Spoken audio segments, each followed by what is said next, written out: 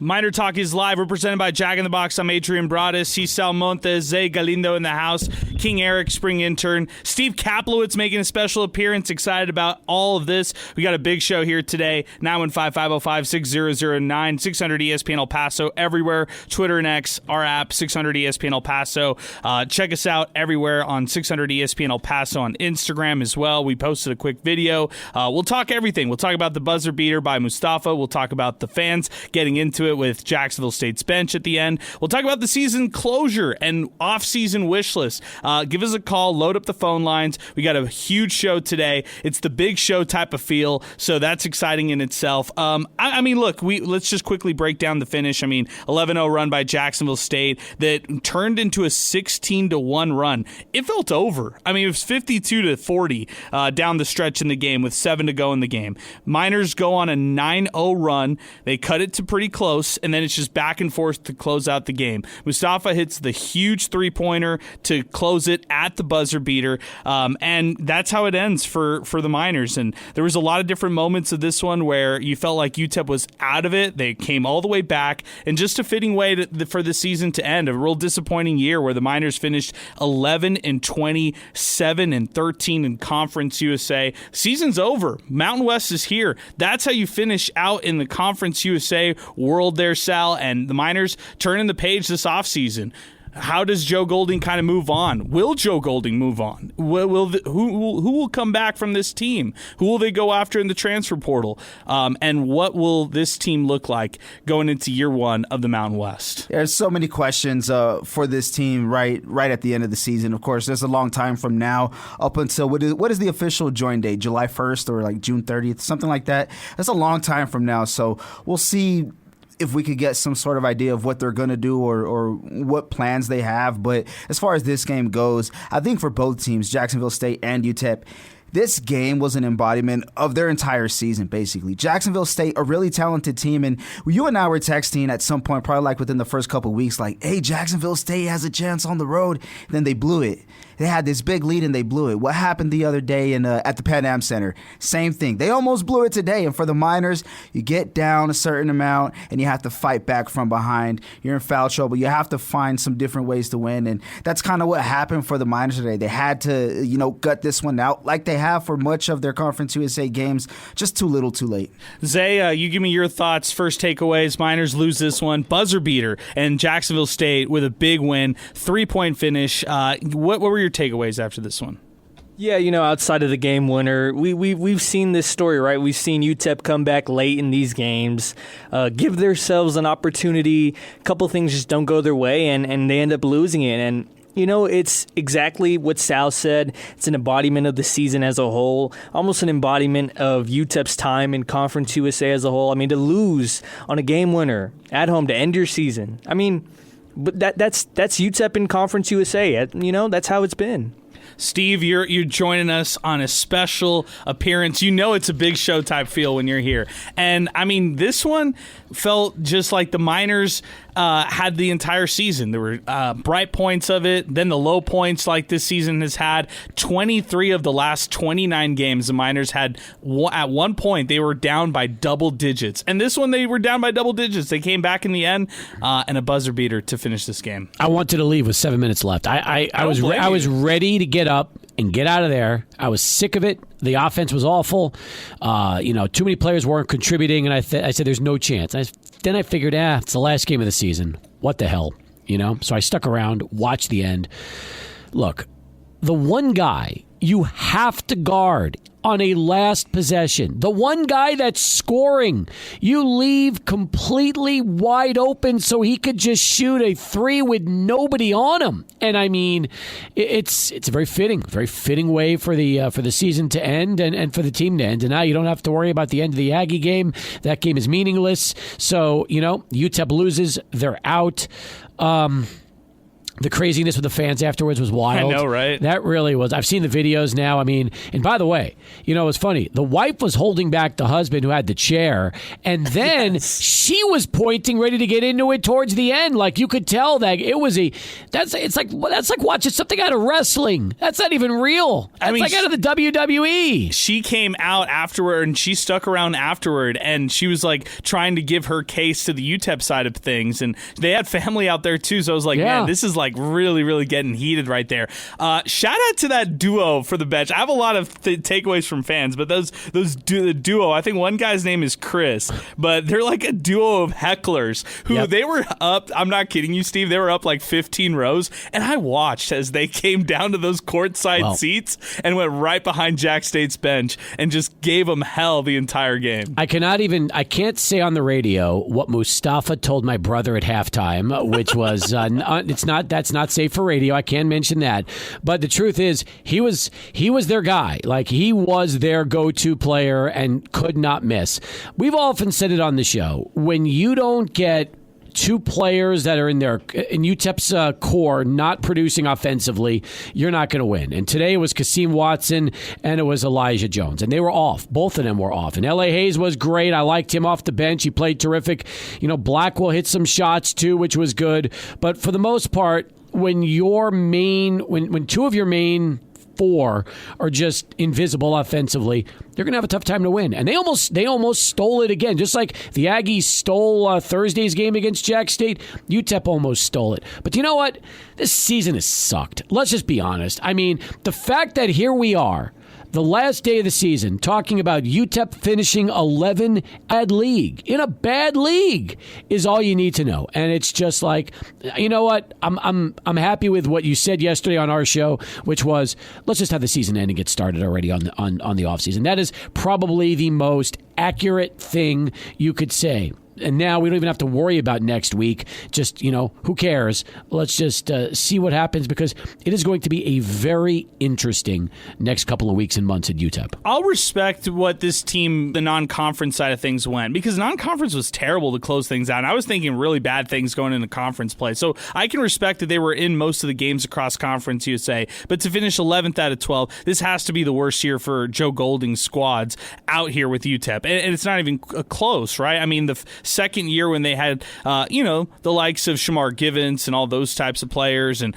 you even had Mario McKinney leave mid-season or whatever, get off the team whenever, little after midway point of the season. That year they had a losing season. They were 14-18, but this year being 11-20, this year is far worse. And you can love some of the guys on this team, but at the end of it, we love winning, and winning is what you're kind of judged by and probably loved by. Zay, to go back to Mustafa, I mean, what a killer to do this, to have 23 points, to virtually be unstoppable. Like, this guy has pro aspirations, and you could see why. Like, he was the killer all game long, talking smack to the crowd, talking smack to the other players. He was lying on the ground when he was fouled and took some ticky-tack fouls as well. Like, he was getting in everybody's head.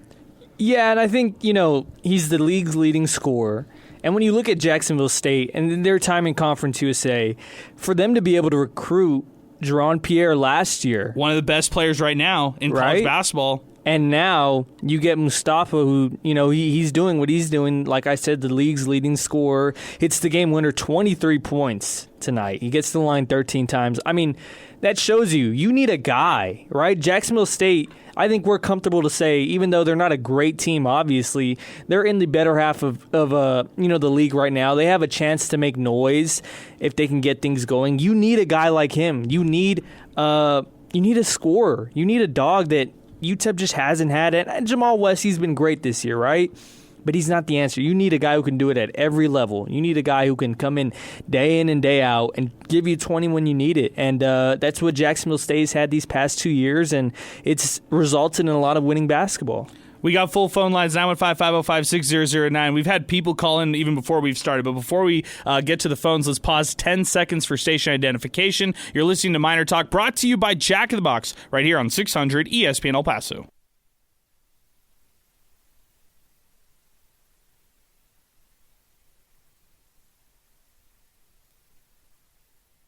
All right, let's go to Jake, who's joining us first on the phone lines. Jake, good afternoon. What's going on? Hey, what's up, Adrian? How you guys doing? Steve, everyone? We're doing good, man. Thank you. Appreciate it. Steve says good. I turned his mic off for a second. Well, I mean, you guys pretty much said it, but to piggyback a little bit, what a fitting way for the season to end. I mean, if we're being honest, Joe Golding and Jim Center should honestly be a little bit embarrassed. If they're, I think if they're both back next year, I think it's a big indictment on Heather Wilson as a leader, and it's honestly a complete slap in the face to diehard Miner fans everywhere. It's really hard to hear every post game, Golding coming out and saying, we just can't score. It's we got in these little lackadaisical scoring runs. We can't score, but yet, L.A. Hayes, arguably our most pure scoring talent, he even said it, rides the bench for a majority of the year. And that's coaching, man. Those are calls that me, you, Steve, and Sal, we can't make, right? Those are Golding's calls, but he's making them. And I think if we really all care about the future of UTEP basketball, then, we better have our rosaries out tonight, praying that somehow we find the money to buy that guy out, or, he does us a favor and steps away. But because, like Steve said, this was a bad basketball conference this year, and we're at the bottom of it with Delaware. And it's just inexcusable, and it's not good enough. And, I think Steve and you guys need to be at the forefront of, kind of pushing those tough questions on Golding and Center. And, because you guys have the biggest voices in the city, and, you guys are respected. And I think you guys feel the same way because, you guys love Miner basketball just as much as anyone that calls or has an opinion. So it's sad, it's inexcusable, and like you said, fitting way to lose a god-awful year. Jake, here's the problem, okay? So they owe Joe $824,000 spread over the next 2 years, which is like, $36 a month for 2 years. They can't afford it. Like they're still trying to raise their $10 million to go to the Mountain West, which was their original initiative. So you can't just pause with what you're trying to do to cover all those expenses and then throw another $800,000 out at Joe to get him out of their deal. And then you might say, well, they can't afford not to. And I don't disagree with that. But unless somebody with money, and there's a few in El Paso, go up to and call Jim and say, look, we got to make a change. And you know what? I know you don't have the money. Here it is. Unless something like that happens, they're coming back. They're coming back. And, Jake, you just got to hope to God that, A, they have more money to spend.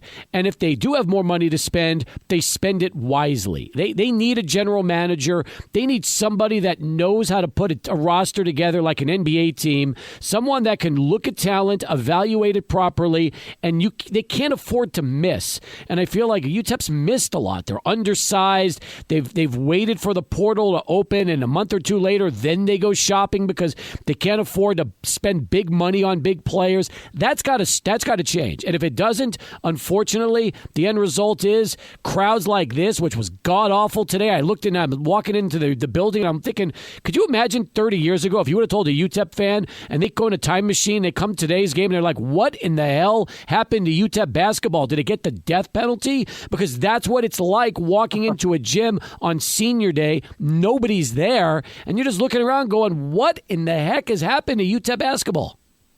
I agree, man. I think, I say it all the time, but the Bear's rolling over in his grave multiple times the past few years. And like you said, it's just we're not getting the talent where, you have little minimal margins, as a mid-major level like UTEP, and you got to hit on your guys. And we've completely missed, to be honest with you. And, okay, let me ask you this, Steve, before I let you, get on the phone lines. Do you see a scenario where Golding, doesn't want to deal with it anymore and it's, just kind of sees the writing on the wall and steps away and does UTEP fans a favor?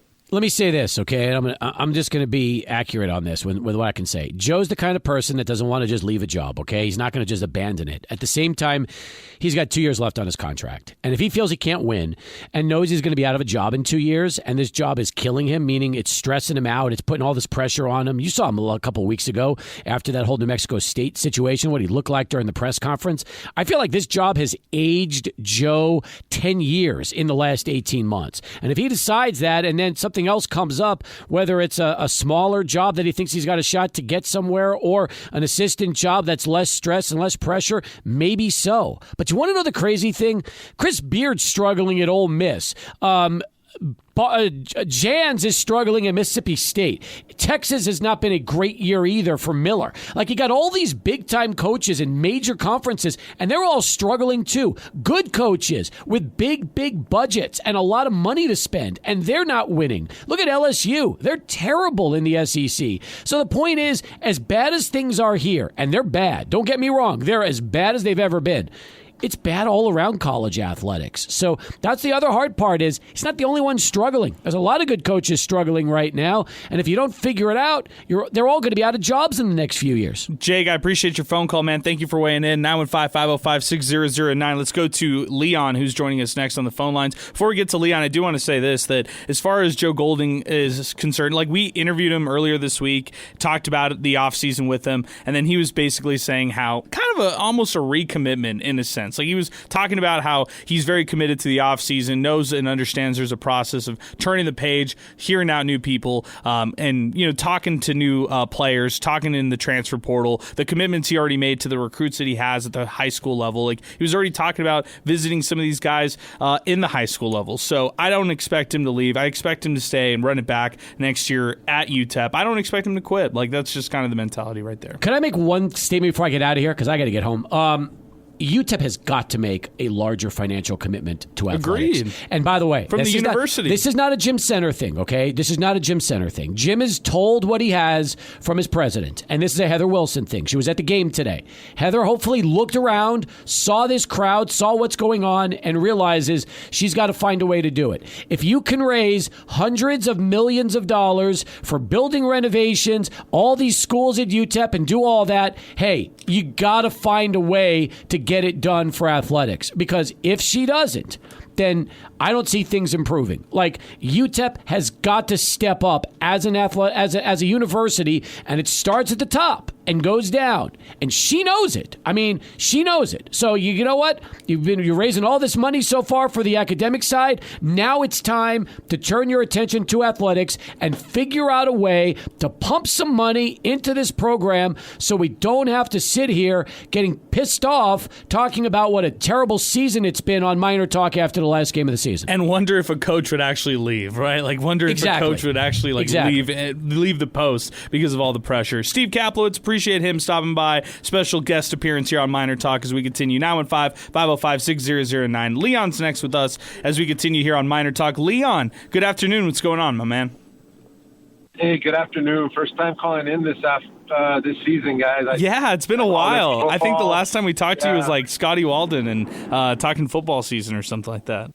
You got a good memory, man. I would have let Steve keep going, man. I mean, he had it all, making the soapbox speech there, but I can't agree with him more. I think that one thing that really, really worries me. All right, and I want to give thanks to you, Adrian. First, let's do this right. Give you thanks for another great season. Give thanks to all your partners there, Zay. And appreciate it. Yeah, appreciate the team. The team has been great together, along with Chris Collins, who's not here today from Inspo Lens, but been a great team. Been a great year of MinerTalk, all the way back to the start of football season. So totally agree with that, and I appreciate you acknowledging that. Yeah, and I want to give thanks to Jamal West Jr. I mean, what a game. One season come in. I mean, wow, 6'4", probably at best, and the guy just played his butt off. But the biggest thing that worried me was, how do we not pick up a basketball dribble at half court? How do you let him get right across so easy with 8 seconds? I think even Yellen said it. We don't turn him. We've been pressing the last 5 minutes of the game, and there's no reason that guy should get up the court. Again, Steve said it again. How do you – I could have called the play. There was another one at the top of the key when he was open that – I mean, whether they didn't even guard him. I mean, it's not that hard to figure out. And what worries me is that Joe's a better coach than that. I mean, he seems like he's just out of it. Even at the end of the game, talking about it, he didn't know what happened. Oh, really? He was on an island. Give me a break, Joe. You're better than that, man. And then center, I don't know if anybody noticed. What is center running out the tunnel for? Give me a break. You want leadership? That's where it's got to change. And I agree with everything that Steve said, okay, is that we need to make a bigger commitment. Heather Wilson needs to understand what's going on. Maybe Joe is the personnel, maybe he's not, but let's get a recruiter. I mean, Hardaway's expressed interest. We have other names out there that could make this happen, but we're choosing to lay down and die in this conference. Let's hope this doesn't happen. Something's got to change. And center, if you're hearing me, why are you running, man? Let's do something different. Hey, man, thank you guys for everything. Tysher, thank you for everything you do. And it's first class. UTEP needs to step up to your level. Okay. You guys have a great day. Hey, you have a great day too, Leon. I'm fired up by that one. Man, that was a fired up phone call right there. Sal, a lot is being made on what's next and like kind of the bigger picture already out of the gate. And, Steve kind of started it. Jake was asking some of those questions right there. And Sal, I think it's just a reflection that people just so desperately at UTEP want to see a winner, want to see a winning team. And last year, yeah, you could point at a winning season. The year before, going to 20 wins when it was all said and done, but a true winner, like a consistent winner, a team that's going to win in conference play, like that's what UTEP fans are starved for right now. I think if you would have told us, like, as soon as UTEP joined Conference USA, and there was the likes of, like, Memphis, Tulane, all the guys that we were naming, the other day, schools like that, and you say, hey, down the road, those teams are going to leave, but you'll have Jacksonville State. You'll have Sam Houston, who used to be Sam Houston State, if they want to put it that way. Middle Tennessee, all these other teams will be like, you know what? That's cool. Like they're competing right now with Memphis and Tulane and stuff. That's awesome. If they're in the middle right now or somewhere in that top third, they'll for sure be contenders. And the fact is they have not really been contenders. Agreed. Even in the year that they went to the conference championship game, going into the tournament, not a lot of people really expected the Miners to go that far. And I think they may have even shocked themselves. So it's just so bad right now. And I think people want to win it right away. But fortunately, yes, you are going to the Mountain West. And that's not the unfortunate part. But you got to wait some more months before you can even see, what it's going to look like. Agreed. We don't know anything right now. Well, we don't know what kind of players you're going to have, what kind of coaches are going to have, anything like that. So it's a good point, Sal, because it's going to be a whole new look team no matter what. No matter who's on the coaching staff, who's on the playing side of things.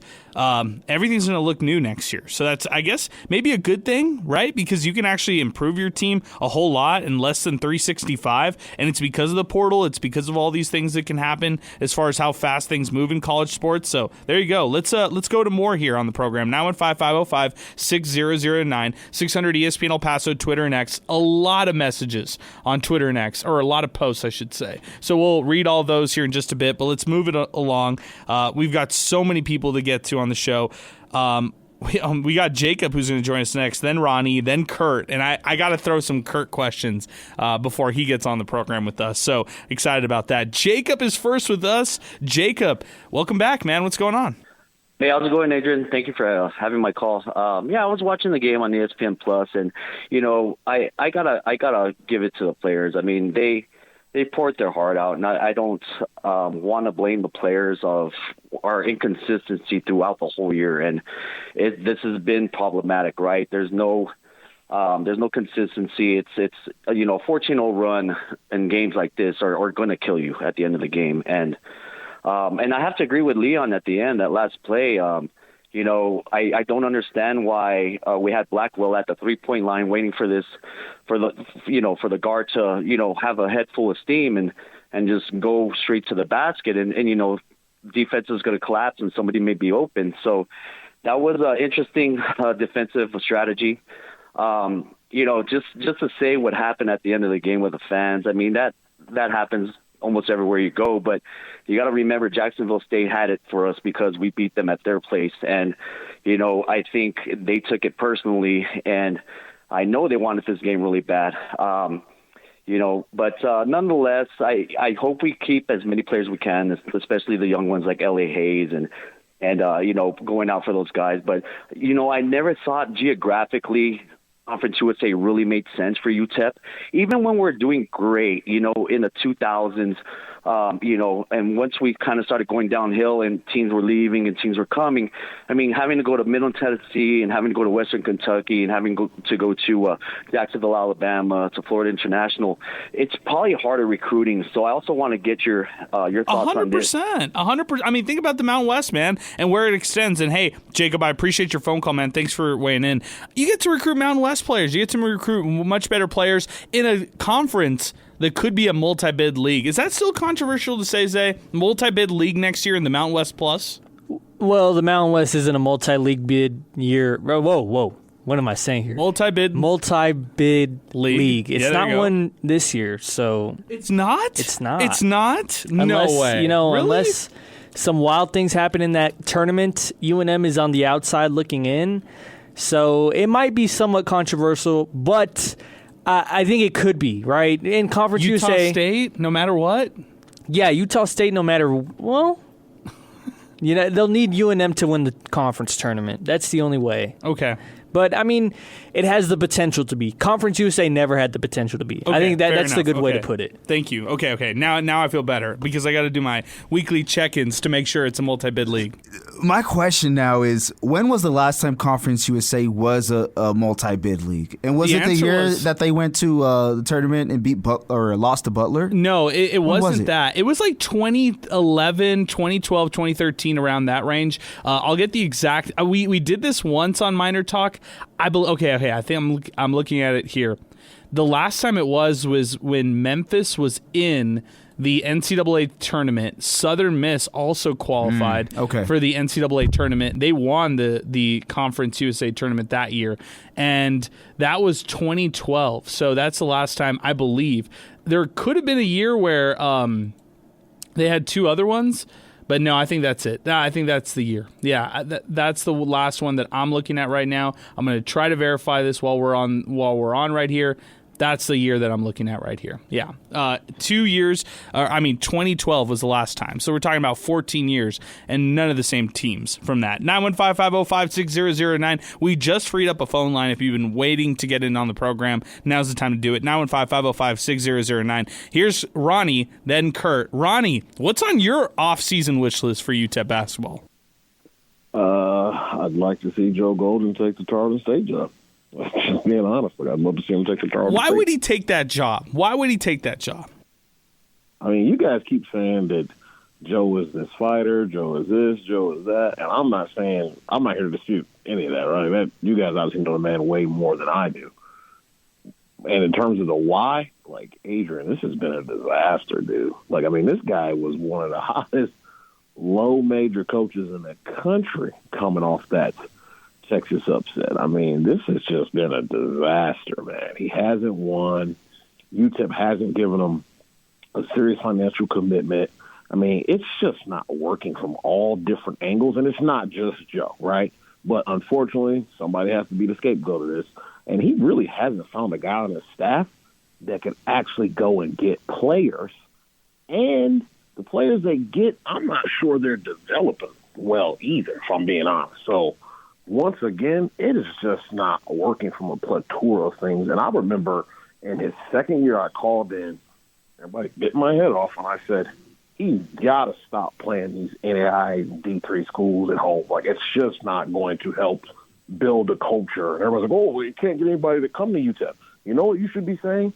Great. Then go on the road and get paid to go play somebody. That's exactly. I wish I was in a situation where I couldn't get people to come to my house, and I got to go to their house, and I got to play people in the backyard, and I'm getting paid $60-70 grand to do it, because that's how you generate money, man. Ronnie University would be the one right there. Yeah. You take kids on trips, right? They bond a little bit. It's a hostile arena. It's you and the team, and they start to learn how to fight through things. They get away from the negativity of everything, right? Can I just jump in real quick here, because this one Abilene Christian, Joe Golding had no was no stranger to this. He was no stranger to going on the road playing against high level teams, and I think it might. I'm not saying it's triggering, but it's just kind of like, all right, are we back to square one in the third quadrant at UTEP, where you have to make all this money on the road, and you go into non-conference with a big losing record? Like, what's better? I mean, going into conference record or conference play with a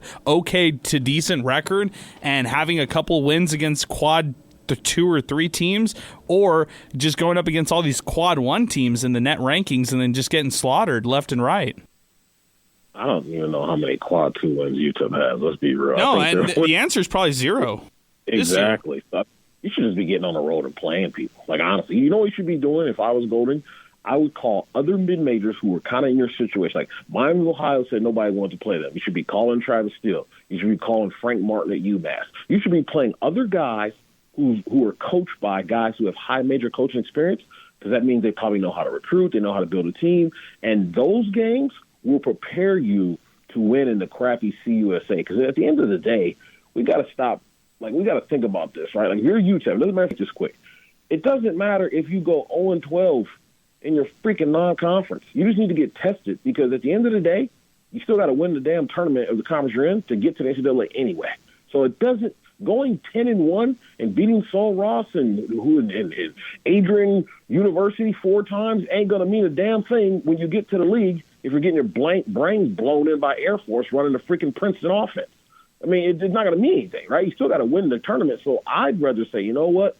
Let's go schedule as tough as we can. Let's not. If we don't get to play here until whatever the Don Haskins, so be it. Let's get on this road. Let's get our kids embracing the grind of college athletics, and when you go in house arenas, it's us versus the world, right? And I would just go play dudes, man. I would negotiate the best deal I can. Wyoming, I want you to fly me back on a jet. Wyoming's got a jet that they fly teams on. I want you to grant 60 grand, whatever. And I would just be negotiating deals like this left and right to raise my own money. You know what I mean? Instead of hoping that you put together a formidable product that makes people want to give money for NIL, I would just go raise my own money and say the hell with it, right? Like, I'm going to be the captain of my own ship, and I'm going to have my own destiny and have a little bit of fundraising at my hands and at my disposal.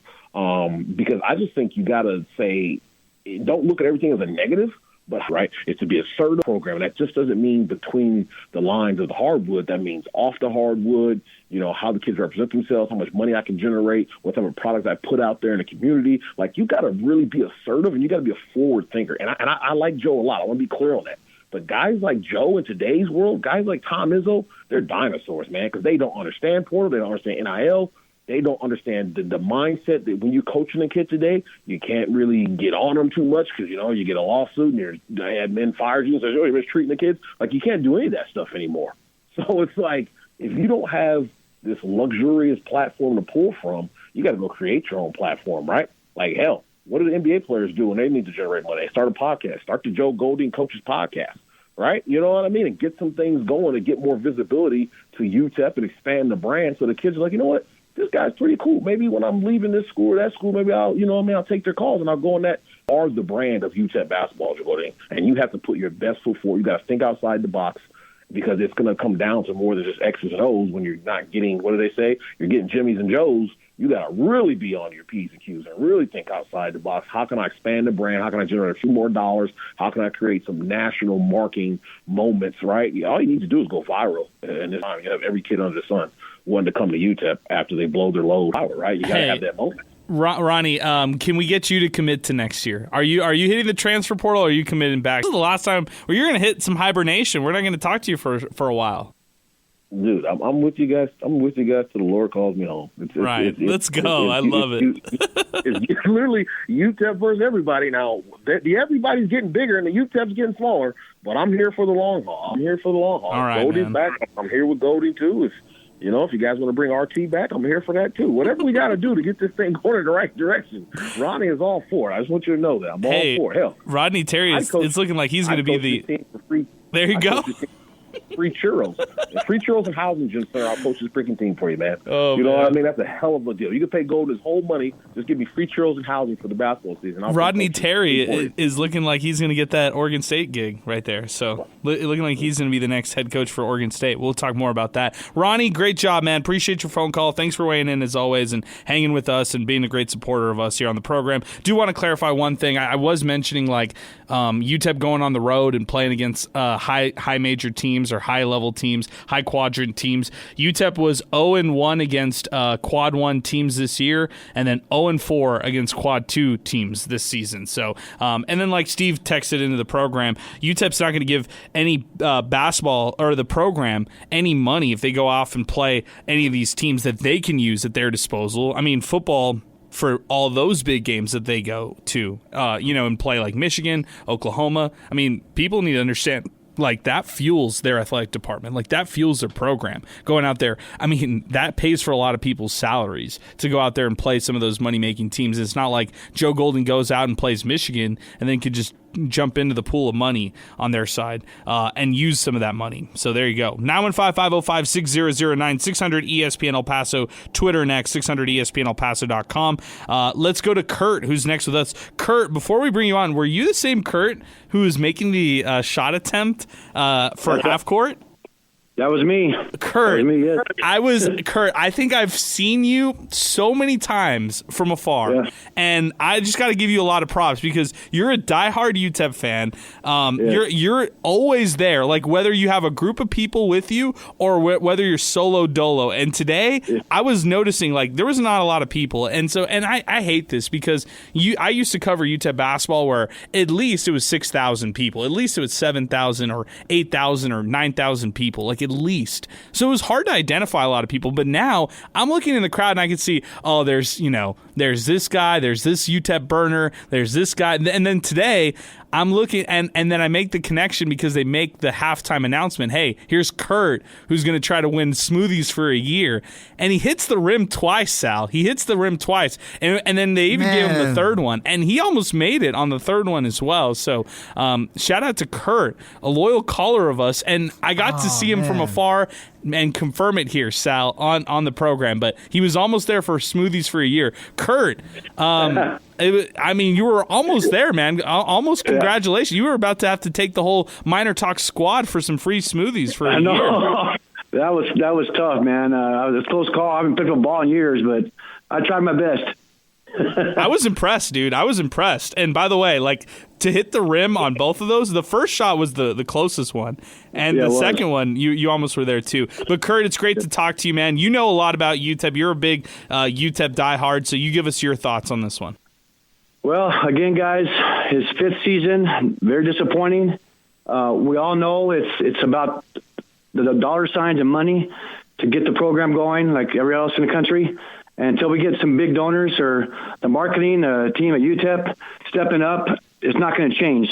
Going to the Mountain West next year, a tougher conference, better competition, better players. I don't see it getting any better. And I think Joe Golding, in my personal opinion, should call his buddies at the mid-majors, be an assistant somewhere, or just step down, go to Tarleton State, wherever he's going to go, and do the right thing. It's not going to get any better, in my opinion. And that's just what I personally feel. Well, Kurt, what would be your off-season wish list? What would be on your off-season wish list? Off-season wish list for Golding to step down and Jim Center he's the one that gave him the extension. We got to do something else with the top guys. So I don't want to badmouth anybody. I just want change. And change needs to be done soon because this program was prominent for many years. And I've been watching this pro basketball program for decades, and I want things to change. And if it doesn't change, the fan base is not going to come back anymore. It's just going to be the same old thing, Adrian. It's never going to change. I hear you, man. I hear you, Kurt. I hear the frustration coming out, and I think you're keeping it simple today with a simple mic drop. But man, I appreciate your phone call. I appreciate your callings. You calling the show over the years, man. You've been a day one fan and a listener of our program, so we really appreciate you in a big way, Kurt. Thanks again.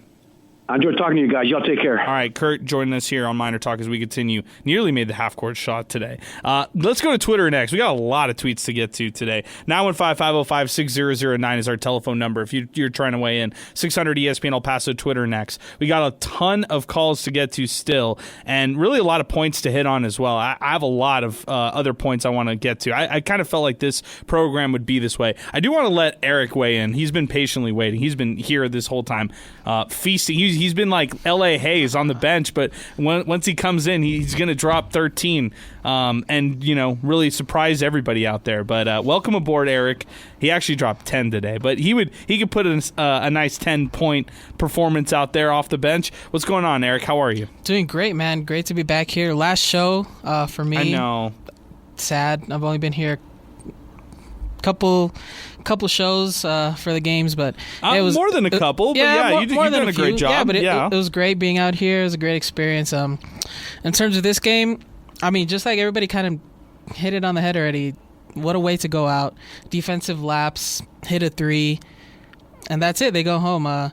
This whole season's just been a roller coaster of a ride. It's been too many downs instead of ups. I mean, what can you say? You just got to look to the future. Like everyone said, the Mountain West is coming.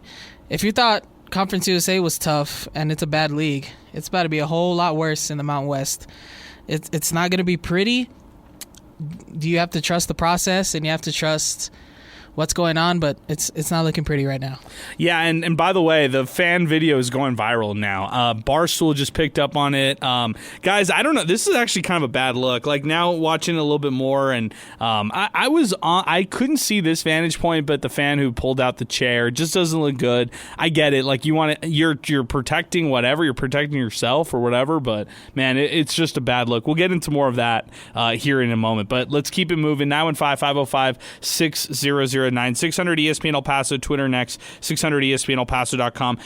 Augustine's next with us. Augustine, I'm gonna be short with this phone call, so let's give me some good stuff today. Don't give me what you gave us this week on Sports Talk. Give me some good Augustine here on Miner Talk. No, all I'm going to say is the following: that a lot of UTEP fans are wanting change or wanting all kinds of things, and I'm just going to say the following. It's a new era of basketball, and all the old fans need to understand that.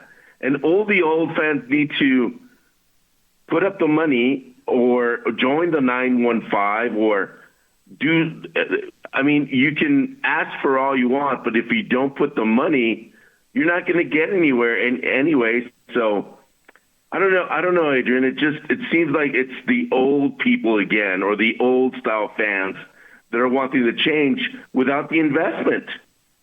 And they need to put up the money. They need to join the 915. They need to ask businesses to start sponsoring UTEP. And I understand the money games and all that, but at the same time, there needs to be some sort of commitment from the fans as well. It's not just buying the ticket anymore. It's also being part of the program. And that's all I got to say. Because okay, not bad. Okay, thanks, Augustine. I appreciate your phone call. Thanks for weighing in. 915-505-6009. Not bad today, Augustine. Pretty on point. Let's keep it moving. Twitter next. I mentioned it. Let's finally do it. Chi-Town Miner. Was it clashing philosophies? Remember, this team started the year trying to play the usual Golding brand and forcing turnovers. Then they pivoted to their style of play when it wasn't working. Did Steve Green realized it early that it wasn't going to work and retired, or was it just for personal reasons? Second clear turning point was the Tyrese Watson injury. He was even hurt the games he did play. A healthy Tyrese Watson means Blackwell doesn't have to play that much of a big load to carry, and KJ can be a strong bench guy instead of starting. I mean, Chi-Town Miner, I'm going to agree with both points. Like, I don't know if it was a varying of philosophies. I wouldn't go as far as to say that, and I don't agree with like Green walking away because of the team or necessarily anything like that. But I will say the Tyrese Watson injury played a huge deal in this season, and it'll be under talked about. And I agree. Like, he was hurt during those games. I'll maintain that Tyrese Watson, a healthy Tyrese Watson, he adds 5 to maybe 6 wins to this year's team. And people might disagree with that and say, oh, what kind of player was he truly? But I'm going to back Tyrese Watson. I think he was a difference maker on this year's squad. So, or he was set to be one of those. So I'll agree with you there. This is from Poncho. Thank you to Joe Golding for sinking the program into new lows. Please make sure you take Gym Center with you. Heather Wilson, please fix this. We need respectable athletic programs. Embarrassment what Golding and Gym Center have done to men's basketball. Tristan Pence, number 1. First off, thank you and the gang for giving us, the Miner fans, a place to vent our frustration. You guys are putting some crazy hours for Miner Talk, and I think I speak for all the listeners that you guys are appreciated. 2, as an alumni and a 30-year season ticket holder, to say I'm disappointed with the state of UTEP men's basketball is an understatement. Golding has failed here at UTEP. Golding, the numbers don't lie. To end his 5th season by not qualifying for the conference tournament is a disgrace. Should Golding return for a 6th season? It all starts starts with retaining players and recruiting. UTEP needs a quality point guard, a physical post player to replace Jamal West, and a center who can rim, protect, and rebound. More NIL needs to be raised, but with Golding as a coach. Good luck. Have a great spring and summer, guys. Until the start of football season, go Miners, #MinerTalk. Zay, any thoughts on those couple tweets that we had right there? Yeah, I mean, there's so much to say. There's so much to say that I want to get through all the calls, digest them all, see where the fan base is at. But I mean, for the most part, you can tell where they're at, right? You can tell where everybody stands on this basketball program. You've been able to tell, but I want to get everybody else's thoughts. I mean, it's been a good show. It's been a great show. Definitely a great show. Let's keep it moving now. 550-56009. Wilson's next with us. We got one phone line available. We finally have a phone line available. So if you've been trying to weigh in on the season, on your off-season wish list, everything like that, 915-505-6009. Let's start it with you, Wilson. Wilson, what's on your off-season wish list? What's up, Adrian? I would say my off-season wish list for sure is, definitely demanding change from, the athletic department in terms of like the head of athletic department and gym center. I mean, over the years, I just can't think of a quality hire this guy has had in his tenure at UTEP. And I think it starts at the top and it trickles down after that. I mean, you hear the phone lines and so many upset El Pasoans and Miner fans alike, and hear a lot about the NIL landscape. And, that does definitely play a factor in today's, college basketball and football landscape. But, it's hard for people, I would say, to want to invest in a program that has just let them down over the years. I try to donate as much as I can to UTEP athletics, but after every year seeing the product on the court and on the field, it's like, why am I spending my hard-earned money to get the same results year in after year in and year out?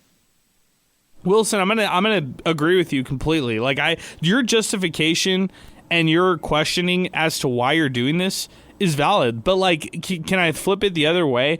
That you doing what you're doing by just getting tickets, by donating what you can, like all of that is imperative for UTEP basketball. Like even when they win, even when they lose, like when they win, I think it's going to be a lot easier to get the majority of El Pasoans behind them. You're a fan to where you're caring about a game like this, where it's you look bird's eye view, what? They get in the conference tournament and they bounce out in the first round or they bounce out in the second round, whatever, right? To me, I'm thinking like bird's eye view, this is just not a good program, but there's fans like you who are deeply invested, who deeply care.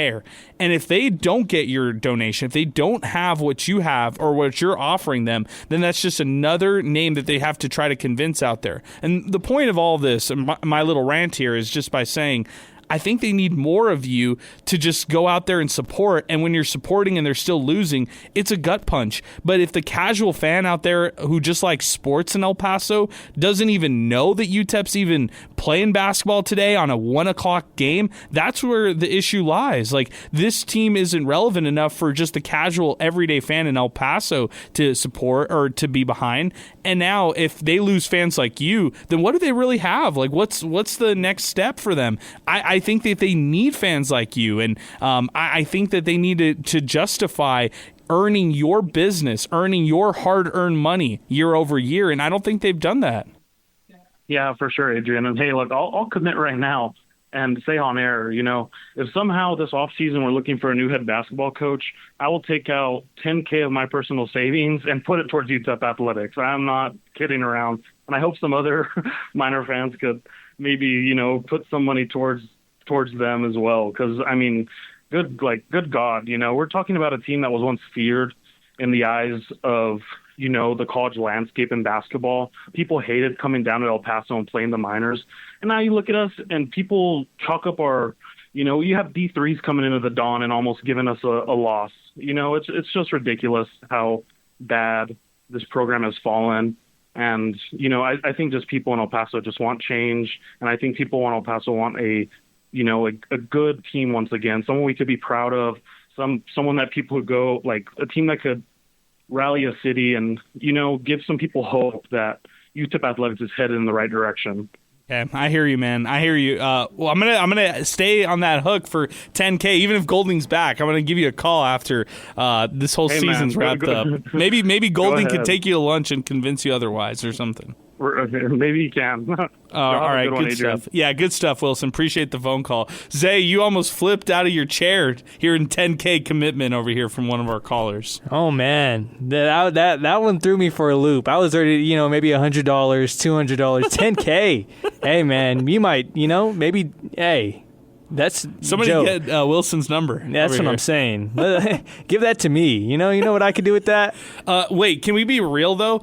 If you got let's just put this in perspective. Let's say like everybody's like, wow, that's a lot of money. Like, and it is like that. I mean, for somebody who's just a fan and who's making a donation like that, as personal savings, like that's a lot of money right there. But let's put it into perspective, right? What can $10,000 buy you in the transfer portal? Like, let's say it's just going to be a 1-to-1 transaction.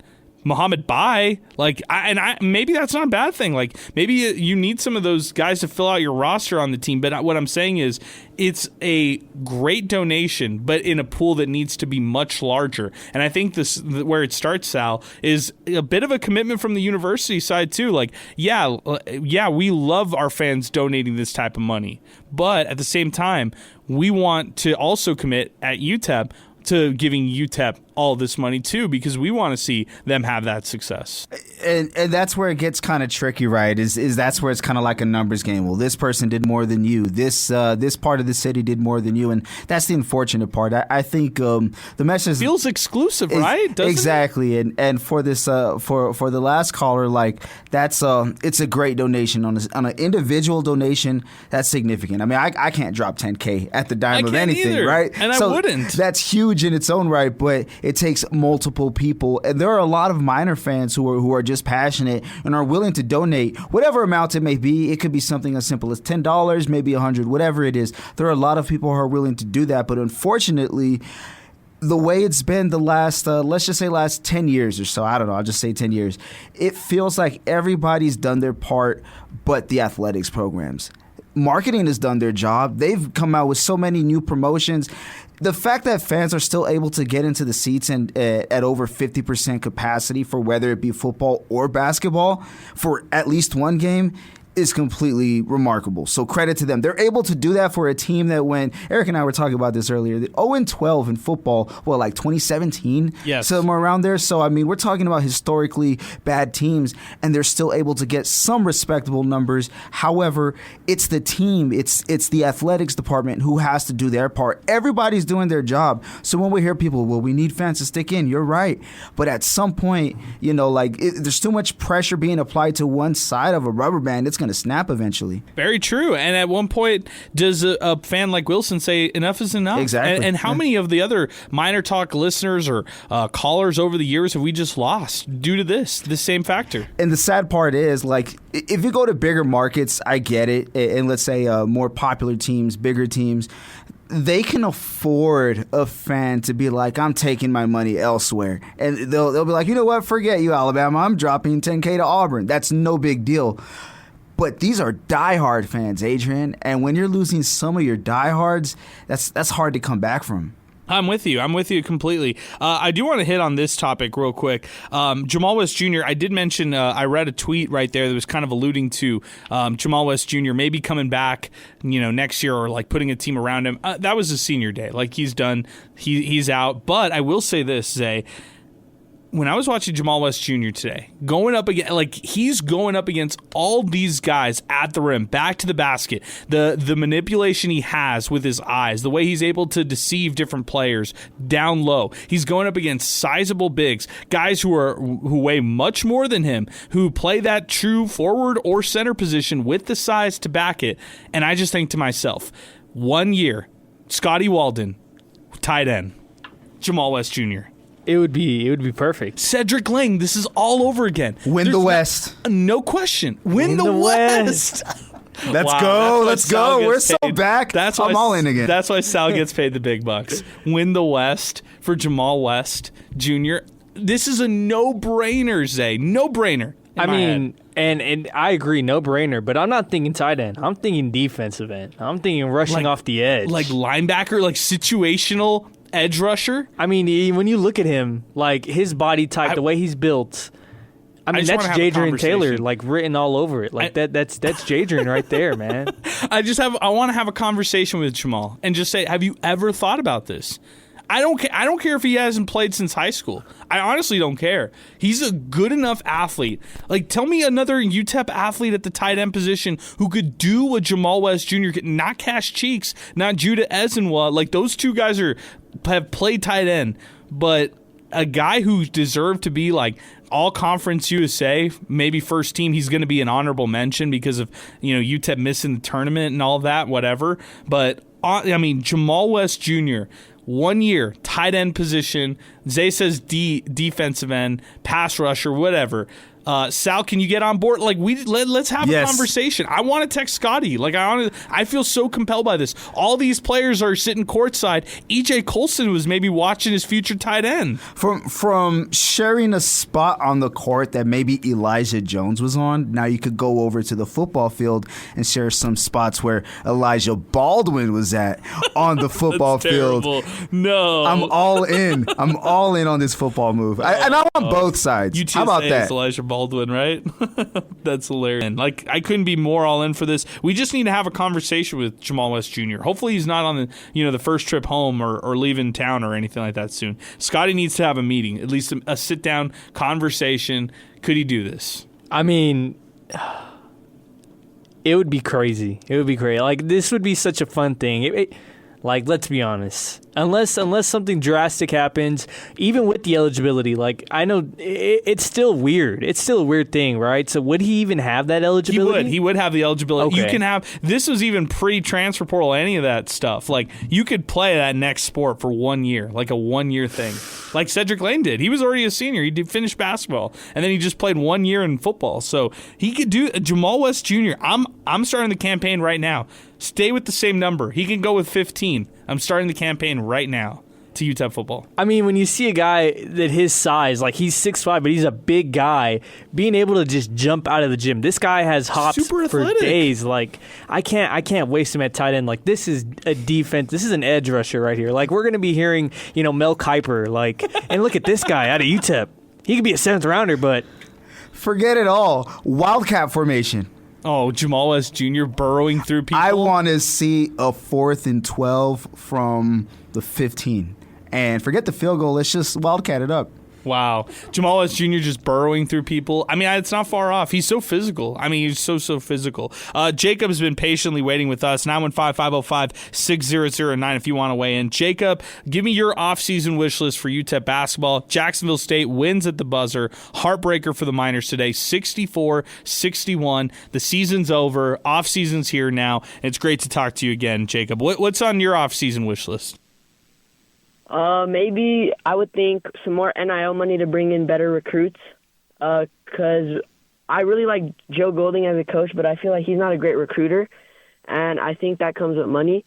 So some more money put into the transfer portal would be great. Okay, I like that. You're the first to say money, and I think that's like the most. I think that's where it starts. Like, hey, can we get some more money? Kind of that they're going to have more security in terms of finances behind them.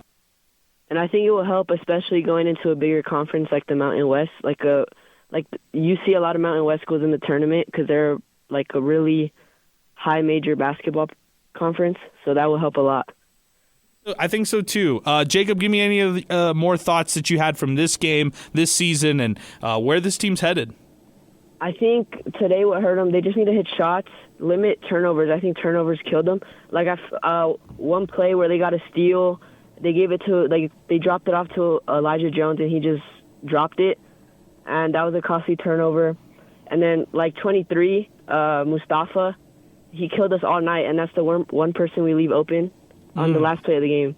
So, but other than that, that's really it. I think that's what hurt him today. But I'm hoping for a fresh start next year. And hopefully better outcomes. Okay, I hope so too. Jacob, stay on the line. I want Sal to get your information off air. We want to hook you up with the MinerTalk hat because you've literally called us since you were like a kid, and now you're starting to get old on me, and so now I'm getting sad that you're getting older. So hang on the line. I wanna shout out my Burgess Mustangs for the Elite Eight run. That's my school. Hey, and I just want to give them a shout out. How are you in high school, dude? You were like in elementary when you started following UTEP. That's awesome. I can't believe that. And shout out Burgess. I agree with you. Good stuff, Jacob. I appreciate you. Stay on the line with us. Sal's going to take your information. 915-505-6009, 600 ESPN El Paso, Twitter and X, 600 ESPNElPaso.com. This is coming in from Pinky. For UTEP basketball is what it is. Today's loss, same as always. Poor shooting, unforced errors, and free throws. Oh, well, be there for my 63rd year next year. Wow. Thanks for hosting MinerTalk. Go Sports Talk. Time to go see Locomotive with Sam. Good stuff, Pinky. Appreciate you, man. Thanks for always weighing in. Jorge Reyes, I want to hear what type of examples you guys think the university can contribute outside of salaries. Admin is building buildings using tuition revenue bonds from the state. Those don't go to athletics. I mean, I can't think of anything else. Hashtag MinerTalk.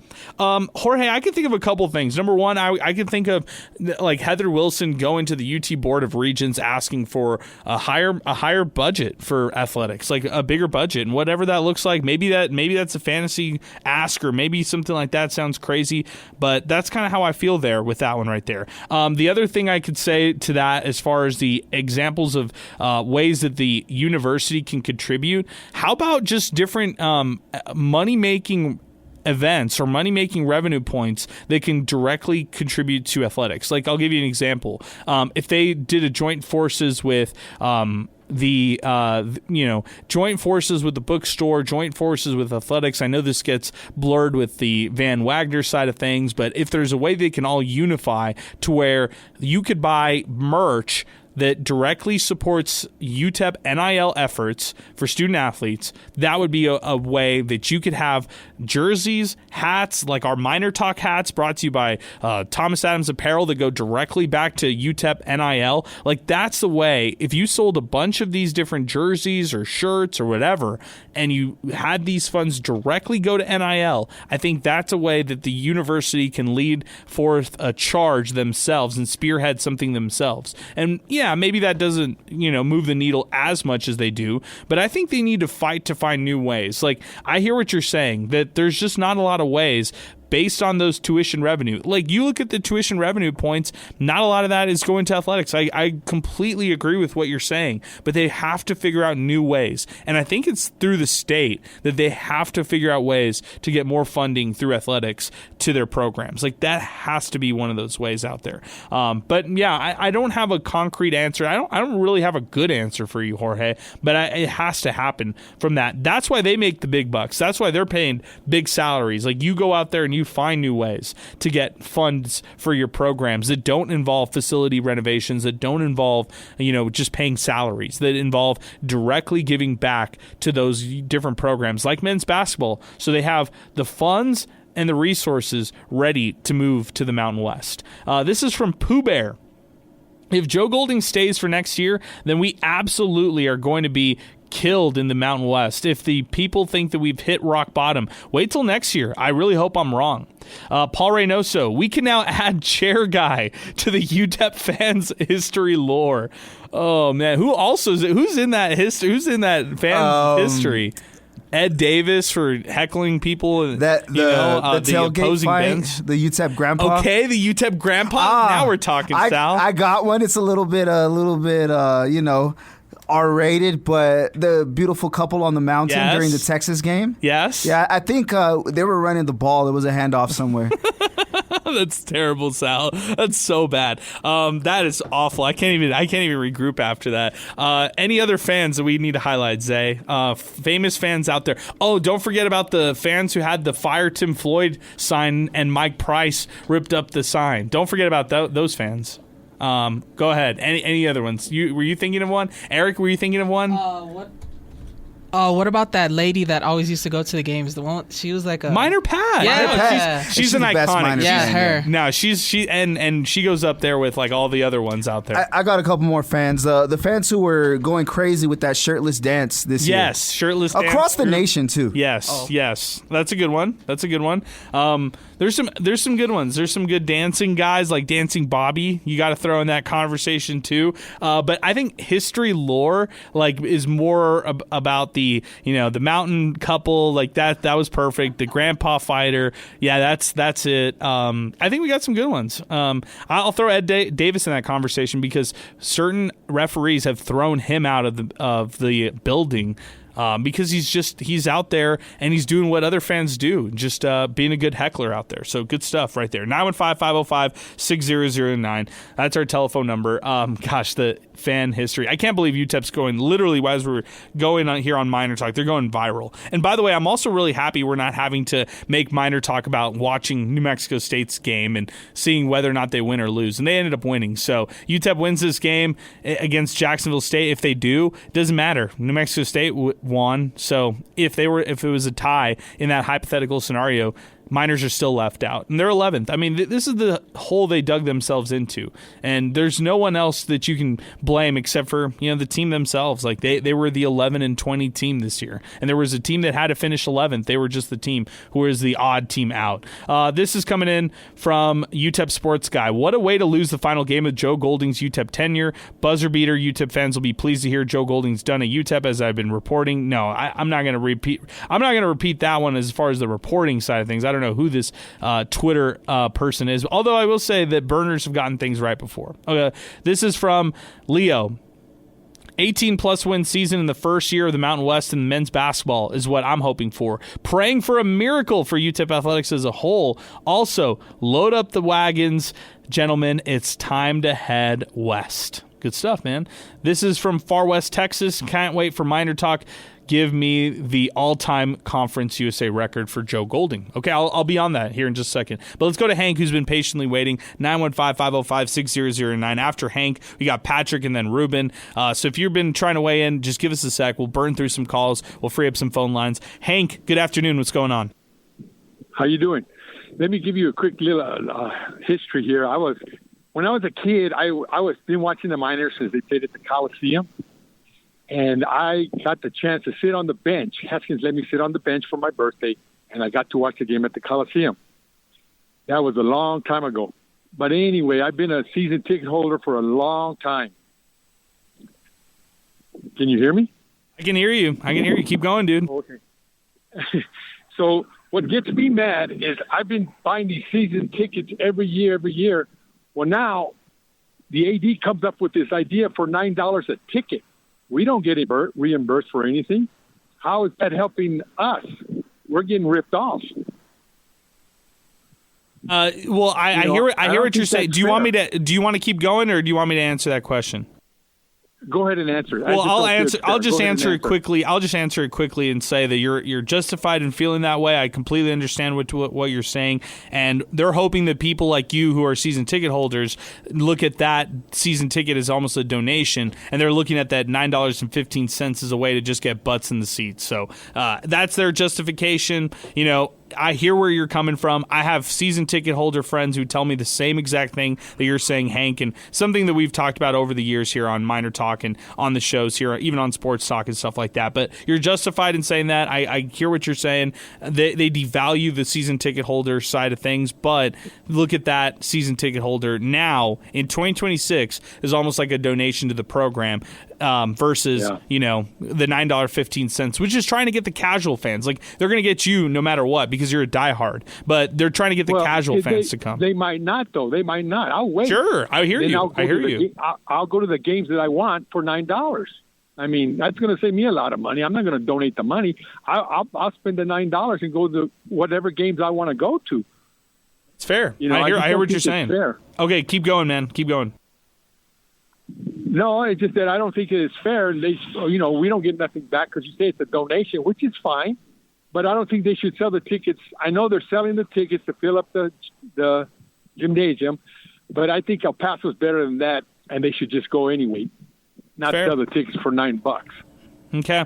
Hank, I appreciate your phone call, man. Thank you for weighing in. And I hear what you're saying. You're not the first to say this right here, by the way. And I hear what you're saying for sure. 915-505-6009. That's our telephone number. Let's go to Ruben. Then we're going to go to Patrick here on the program as we continue. We can talk any topics you want. Wish list, off season, what you're hoping for the Mountain West, all that kind of stuff. 915-505-6009. Ruben's next with us. Ruben, good afternoon. What's going on, man? Not much, Adrian. Hey, just a couple of things real quick. This one first, I'm going to call out Zay big time. Bro, you don't go after the game and pose with a player that hit the winning shot against us. That's just wrong. Totally wrong, Zay.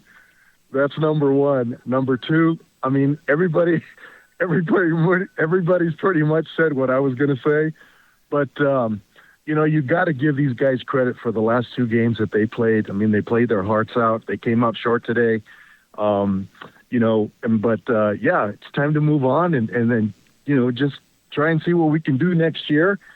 And hopefully Coach Golding can develop a better squad and stuff. I know that everybody's calling for his head right now, but, just as well as everybody out there, this NIL thing and all this pay-for-play stuff, it's just ruined college athletics. It has. And for a school like UTEP, it really puts them behind the eight ball. And so for me, I guess I can just say that I'm just kind of glad that we still have a program at UTEP that we can go up and watch, even though we complain about it, you know what I mean? But, it's a shame that we're losing the players that we're losing. And I think other than just a couple of seniors that are going to be leaving, it's unfortunate we'll probably end up losing the upper echelon of the roster that UTEP has right now. And that's a shame because, again, it puts Coach Golding and his staff in a pretty tight predicament, man, because, I mean, like you said, and everybody's been saying, the money's not there for us. It's not. And so, we're going to have to play with the hand that we're dealt, and hopefully we'll get a better hand. I hear you. But Zay, shame on you, bro. Shame on you. Shame on you, bro. Ruben, before we continue the shame, I will to just come to Zay's defense before Zay can talk. Zay's not the only one who got the Mustafa pick today. As we're talking right now, Steve texted me the pinky photo with Mustafa. They're taking a picture with the UTEP fan, Texas El Paso. I got another one from one of my other friends, the photo with Mustafa. Like, people wanted to take pictures with him after the game. Zay, you do this more ironically. It's not like you're going to post this, but it was more of a fun thing. Even if it was just an inside joke for us here on the program, you did it while Ruben was watching. Now Ruben exposed you. I have pictures with Richie McKay. I have pictures with plenty of opponents. You don't have one with Colin Porter? Come on. Where's the Colin Porter one? I just haven't caught him yet. So, no, but outside of that, I mean, my guy Mustafa, he's fasting for Ramadan. I had to get a pic with him. I mean, what he's doing was great. He hit that game-winning three. What he's doing as a whole, I had to get a pic with him. I couldn't not. He might be a pro player. He might be a pro player in the future, right? Yeah, so it meant a lot to me to get a pic with him. But yeah, I mean, there's a lot more stuff, but I get it. It is a bad look. I understand it, but I wasn't gonna not get it. Like, this is one of, There's more to it. There's more to it. You have all justification, my friend. You don't have to justify it to me. I will say this though, as far as Mustafa and the idea of this one right here, I think it's kind of fun, like when you get a chance to do this. Also, I'm going to say this. This was on my notes, by the way, for today's. I think Mustafa, when he was getting in everybody's head, he quickly became one of the biggest and quickest villains in 1 year. Have we ever seen this, Sal? Just like a player play 1 year with the team.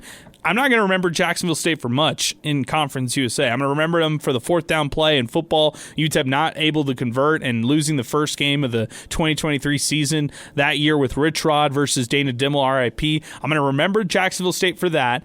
I'm going to remember Jaron Pierre Jr., and I'm going to remember Mustafa hitting the three-pointer to win the game at the buzzer there against UTEP, which, I guess that tells you that maybe this is a more memorable team than we gave them credit for when they first joined Conference USA. So I'm going to say that he quickly gets into the category of, villains that you can kind of remember across Conference USA against UTEP.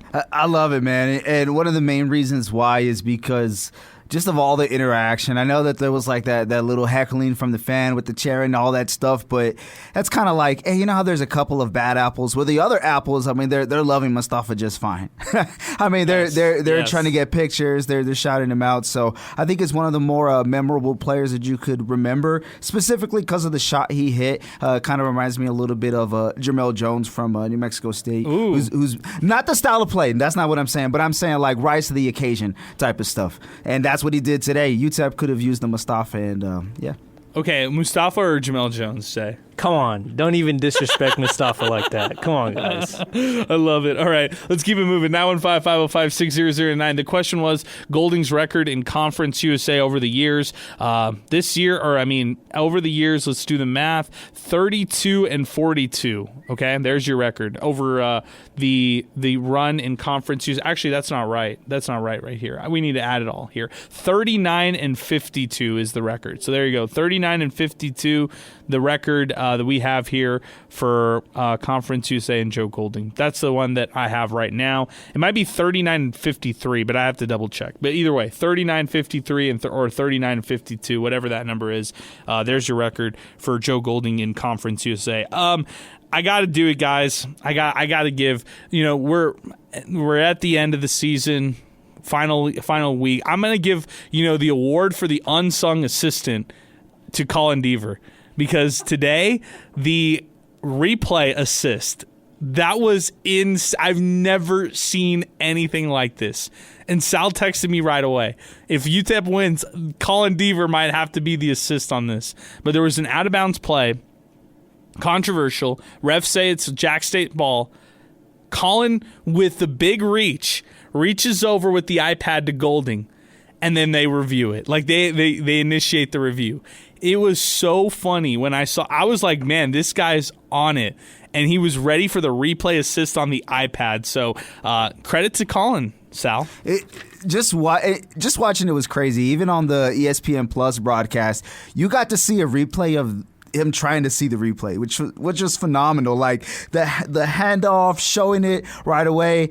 And Golding, I mean, he's looking at the tablet, but maybe like 1 or 2 seconds, from my point of view, 1 or 2 seconds. He just trusts sees it, Colin. he's like, do it. He's like, he puts his hands in the air, like round the dogs up, like, let's go, let's do this. So that was amazing to see. So efficient, so clutch. So shout out CD. All right, Zay, could you do that in the future? Could you be the replay guy? I don't know if we could have you as the holdback guy like Colin. I already gave him the award for that one earlier. He does it all, huh? I know. And Elijah Jones gave his best, Colin Deaver impersonation after the game with the fans. But man, the replay assist from Colin, that was an exceptional feat right there. By the way, Colin never feeds us any information, so I feel fun. It's like fun just talking and shouting him out, because he's never one of our sources. We've talked a lot about hey, we're hearing this around the program, we're hearing that. He's never been a source for us, despite us being friends off air and stuff like that. But him doing the replay assist today, I was like, wait a second, did that just happen? He's quick with it, man. I mean, you know how fast you need to be with these things? Like, it's like that, right? So I just look up and I see Joe like, hurry. And then, he does the little signal. And I was like, that had to have been Colin. Like, he was looking at, I couldn't see it. But I need to go back and watch the replay of him watching the replay. I mean, that just sounds amazing. That's hilarious. 915-505-6009. Steve Escajeda confirms with us 39-53, 81-83 overall for his record at UTEP. There you go. There's the record and everything. Patrick's next with us. Then we got Hunter. Then Greg from the West Side. 915-505-6009. We've got full phone lines. Stay patient with us. We'll get to all the phone calls here on the program. 915-505-6009. Patrick, good afternoon. What's going on, man? Patrick, you there? Patrick, do we lose you? I think we lost you, Patrick. Going once. Oh, there it is. Mute. He maybe you guys hear me? had us. Yeah, he had us on mute, but we got you now. Patrick, you're on with us. Give us your thoughts here today. Oh, okay, perfect. No, what I was just going to say is that after the Kennesaw State game, I felt like I needed to go support the team. I haven't been in a years game, but I just felt, I know it's just a drop in the bucket, but I just felt like I needed to go, and I did. And a few points. I think the first thing we need to do is, I think we have 1 foot in, 1 foot out. I think we need to commit to paying our basketball and our head football coach $1 million. Agreed. I think that we got to do that. We've got to take that step. We've got to get out of this mentality. I mean, we're playing Jacksonville State. We're playing Kennesaw State now. Who's the next team going to be that's going to be passing us? I think that's the first thing we have to do, because then it will draw better candidates, and if we have better candidates, obviously they know how to create winners. That's the first thing we have to do. The next thing I think we have to do is it's incumbent upon Jim Center to take a look at his coach, okay, because Joe Golding, you have to call it what it is. He gets his guys to play hard. They play hard. It is what it is. But he's also one of these guys that he probably thinks he can do it all. And this is where his AD has to see that and says, look, Joe, we're going to get you a GM, okay? And your GM is going to handle a lot of things for you. Okay, this is on Jim Center now to do that, because this ties in to us getting more NIL money, which we need more NIL money, because we need 2 guards. We need guys that can make plays and make others better. We have to increase our scoring productivity. We play hard, and we're always right there. But we ain't gonna win unless we have the money to go get the scorers. We need like 2 of them. And if you combine that with Joe Holding's hardcore mentality, and we get those scores, and then we're going into the Mountain West, I think we can win. But I think a lot of this is on Jim Center. He has to reevaluate this program, because Joe Golding, he's one of these that he's going to tell you, and he's going to outwork you, and his eyes are going to be bloodshot. But he needs an intervention, man. Jim Center needs to get that man a GM and let Joe focus on coaching, and I think we'll be okay. Hey, you guys do a great job. I'm going to just hang up and let you guys have it. Thank you, man. Appreciate you. 915-505-6009. Our telephone number is 600-ESPN El Paso. Twitter and X, 600-ESPNElPaso.com. Agree with a couple of points right there. First off, the $1 million coach. And I'm not saying go and pay Joe $1 million. I'm just saying in the principle, like, you need $1 million mentality. You need $1 million coaches, not in just men's basketball, but also football. I agree with that completely. The philosophy behind that. But a lot goes into that. When you go out and pay a coach that much money, you're making a lot of money, with the program. You're having success. You're doing that kind of stuff. So that's one of those things out there. The other part to that call I really agree with was the GM side of things. I think that's my number one offseason wish list for UTEP is no-brainer. Don't just ask for a guy to do it for free. Go out and buy yourself a GM. Get yourself somebody who's a forward thinker in the sport. Look at just all-around college sports, all-around college athletics. GMs are so important because they go out and do the stuff that all the coaches right now are just juggling on their side of things and making basically a salary cap for what you're having to do and build a roster. That's ridiculous. That's one of those things that's such a hard thing to do right there for a lot of these coaches to have to commit to do and go out and try to put a salary cap on your team, salary structure on your team. Like, that's ridiculous. So I think a GM offsets or offloads a lot of that work, and it could be the first step in helping build the right program for the Mountain West. You're right. The way that we're building programs now is completely outdated. Like, now it's completely different. The model that UTEP's running is outdated, and the model that they need to adapt to is using and relying on a person like a GM who can help and step in with all these kind of things. So good stuff, man. Let's keep it going. Hunter's next with us, 915-505-6009. That's the final one, Hunter. The final time that we get to do this, my man. What's going on? Last time of the year, man. I mean, we never know what next year brings, so you don't know if there is a next year. You're right. So, there's never anything guaranteed. I will say, unless barring unforeseen circumstances, the trio here should be back along with Eric and more cast of characters here. We should all be back next year for MinerTalk. Well, I'll tell you this, and I wanted to end with it, but since you went there, I'll start with it, right?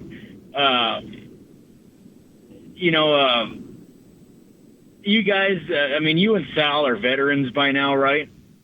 And it shows. I mean, you guys do a heck of a job. I mean, you're comfortable in it now. And Zay's getting so much more polished, man. I mean, and so young and so early on, man. So you guys really are a class act, man. And I listen to different sports talks throughout different regions and different cities and big time markets, man. And you guys are a big time team in a small time market, man. So we're very lucky to have you and your all's team in this market, and even got to hear the legend Steve Kaplowitz today in MinerTalk. I mean, that's right. That's right. Good appearance, good cameo. Exactly, but you guys do a heck of a job, man. You're first-rate program. Unfortunately, reporting on a third-rate university and athletics program, right? But that's through no fault of your all's own, and you all deserve to actually be around and be reporting and talking about the good times as much as you all have had to endure the bad times, man. So hopefully those days are coming. Hopefully. And hopefully they're coming indeed, because I don't know how much losing we can take here on this program. That's hilarious. No, man, I think perfect way to end the season. I couldn't have asked for better. I'm one that, hey, rip the Band-Aid off, and they could use the head start on next season, man. And I hope, go. I don't know how I can have hope, but my hope is we got a head start on next season. They roll their sleeves up starting right now and elevate this program for next season, right? Like get going. The only winning season Golding had really was without his players, so he has no clue how to get players. So, they either need, and these are reasonable things for the offseason, they either need to bring in a highly paid assistant coach that is their top recruiter and offensive schemer.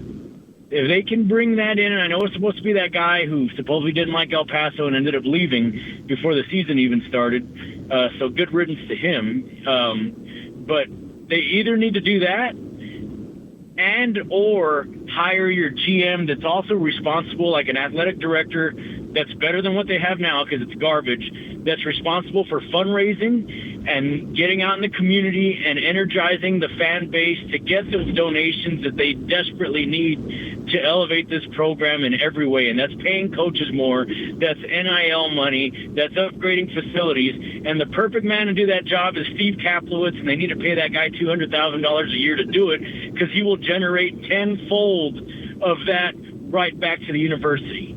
And they need to see that. They're so short-sighted.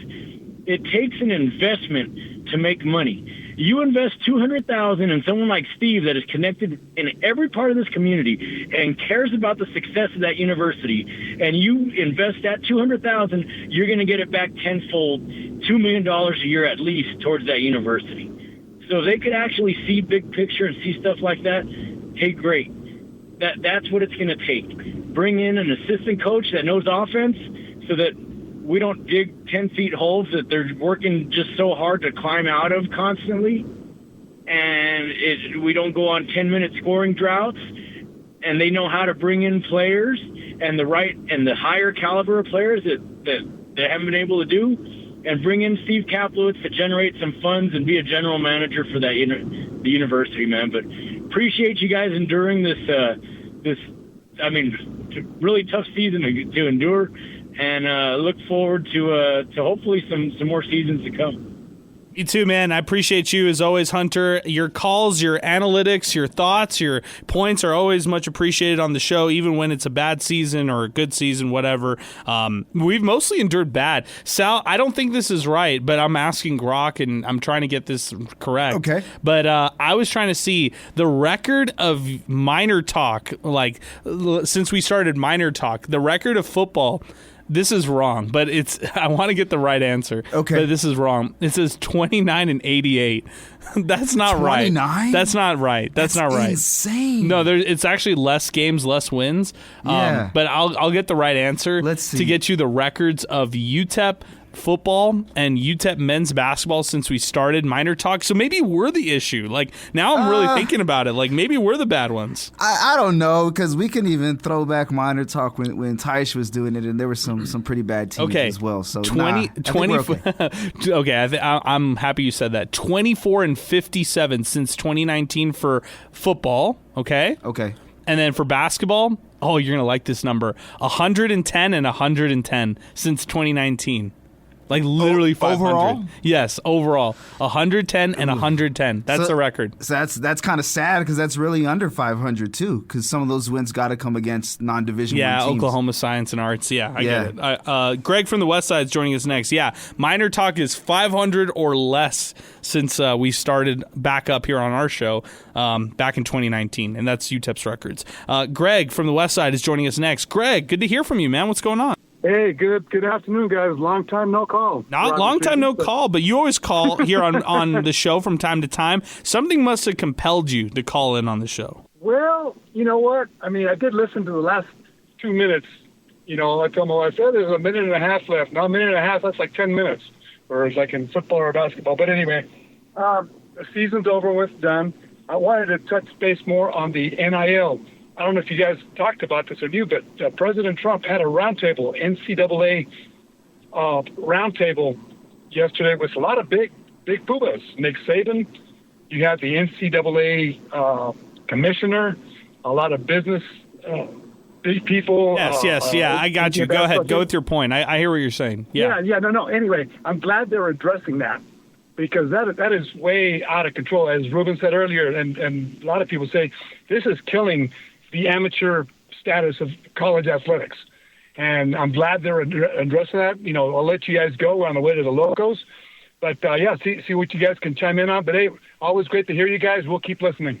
Thank you, Greg. Appreciate you. 915-505-6009. I'll talk about the roundtable briefly in a sec, but let's get Rob's call as well as we continue. 915-505-6009. Rob, I've seen you more times than you've actually called into MinerTalk this year, but it's probably because of what kind of season this is, and you're a UTEP diehard, so to see you this checked out or hear from you this less frequently, there's a reason why, and I don't think you were excited at all this year, so it's good to have you back, man. What's going on? Hey, you know what? Just some history. I grew up in El Paso from 77. I left in 2006 for 12 years. Came back, and it's the same story over and over. I mean, we had some good times in the early 80s and 90s, or the late 80s, early 90s, for some bowl games and some good basketball runs. But everybody keeps talking about coaching, and I think everybody keeps skipping the elephant in the room, and I think it's El Paso. Because what student athlete wants to come to El Paso anymore since Juarez is off the table? I just think this is such a nuanced thing, and like we've said that we've actually talked about this a ton over the years, Rob. Like, I think this one has so much nuance. Like, why do you want to go to Jacksonville State, Alabama? Why do you want to go to Delaware? Why do you want to go to these other schools? Murfreesboro, Tennessee. Why do you want to go to Bowling Green, Kentucky? It's not because you like the area, not because you're worried about what's going on politically, not because you're worried about whatever. It's because of the money. So let's be real. Like, you're not going to any of the place other than because of the dollars and cents. You don't care about the facilities or what. It's the money that's being thrown at these players. That's what drives all recruiting. So I don't want to hear any of this on Juarez or anything about our borderland, about our city, our community. I don't buy it. I don't buy that at all, Rob. Well, I kind of buy it, because once social media came out, that's when UTEP kind of went downhill. Social media came out? I don't even hear what you're saying on this. Yeah, and once, because nobody wants to come to El Paso, because there's nothing to do there. I think this is like totally wrong. Like, I totally disagree with you on this one right here. I've heard from the coaches themselves that the only part geographically hurting UTEP, it's not the politically charged stuff that you're alluding to right here. It's not the social media stuff that you're alluding to. It's the proximity. It's the fact that you have to maybe hit 2 flights before you get here to El Paso. It's the proximity of where we're located versus like just to get here. But I've heard from coaches at UTEP who are currently coaching right now. It's not El Paso. It's the fact once you get them here, they're sold on the city. They love the community. They love the city. It doesn't matter where you lie on the political spectrum. You get here to the city and you realize, wait a second, this community is beautiful. Like, this city is amazing. Like, of course I want to be here. And the preconceived notions are out there, sure. Maybe it dissuades some out there, but I would say some is more in the like, okay, maybe like less than 10. And I would also say the majority of people who go to UTEP in the money-making sports are driven by NIL efforts or driven by playing time and the opportunities that will come their way here by coming to a school like UTEP. Anybody else want to weigh in on this topic right here? Because, yeah, I definitely feel passionate about this one right here. I don't think it's what Rob was saying right there. I respectfully disagree. Yeah, I don't agree with the social media part because we can compare records before and after social media, and you'll see some similarities in some aspects. So it definitely can't be that. If there's any knock on it, I guess that there's more highlights for opposing teams against UTEP. Maybe that part of going viral kind of has a negative impact. Like, hey, that's the school where their player got crossed up at half court, or that's the school that lost on the buzzer beater. You know, I can understand something like that, but every school is going to have those. So it's hard to buy any part of it. The other side to it, going back to Greg's call, by the way, you guys have any thoughts on this one right here? We can move on. Go ahead, Eric. I don't agree with the social media part either. I think El Paso's it's a great city. It's an awesome city. And I'm not saying that just because I'm from here, but it's generally a great city. You meet anybody that's been to El Paso, that lives anywhere else, they'll say the same thing. El Paso's beautiful. El Paso's awesome. Hey, don't forget, I still have my theory as to why UTEP's been so terrible in the Conference USA era. Okay, what's that? Maybe that will give you a good answer, but we'll save it for when we get to that part of the show. Okay, sounds good. We'll save that for a bit, but I like it, Eric. I like the tease. Going back to Greg's call about the Trump meeting yesterday, the roundtable that they had. They were talking about the SCORE Act, which is a bill that's proposed right now. It would provide limited antitrust exemptions for NCAA that would address NIL regulation, transfers, and governance. The problem is this issue and all this executive order that Trump is trying to instill is based on quote unquote common sense. I don't know how much substance this has. I know he's got people who've been a part of this. Saban, that's what Greg was kind of referring to. People who've been in college athletics, who've watched it become what it's become. I agree that there needs to be some kind of unification. I just don't know if this is the way. I don't know if this is going to be the thing that kind of regulates everything across college athletics.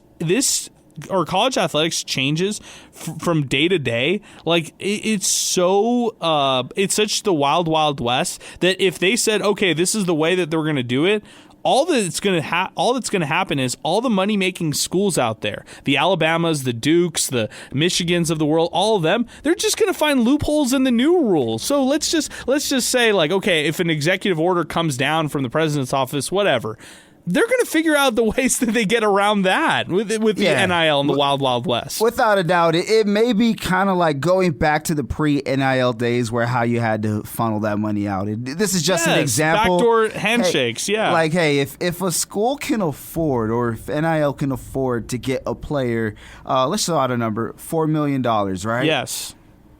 What's an extra $80K so that this doesn't be seen? Exactly. What's for one player? Sign today, and we'll throw in an extra $50,000, or we'll throw in your, this business will be able to work with you and endorse you as a car dealership or something like that. It is kind of like if people are talking like a cap limit. Okay, I get that, cool, but guess what? Some teams you're going to see new minimums every single year because some teams just cannot get to that point. So I don't know. I tried to briefly read into stuff. I couldn't find any concrete details. Just more like, hey, we're going to have something. It's going to be this. There's no substance. That's no all substance. it is. There's nothing else. There's no substance from everything and anything I'm reading right now. There's really nothing of substance that we can say, okay, this is the rule moving forward now. They're just saying we're going to do something to try to fix this. And that's kind of the idea behind it.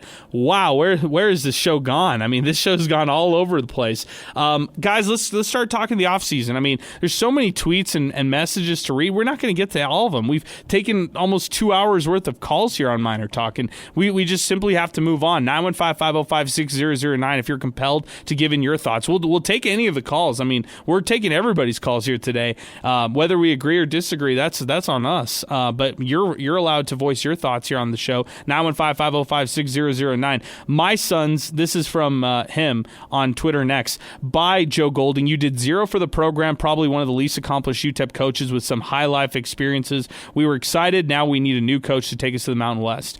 Clearwater, well said. Joe Golding has been an utter failure. The program is in a bad place. A clean house is needed. Golding has proven he doesn't know how to win here. Resign, negotiate a buyout at least. Just leave, Joe.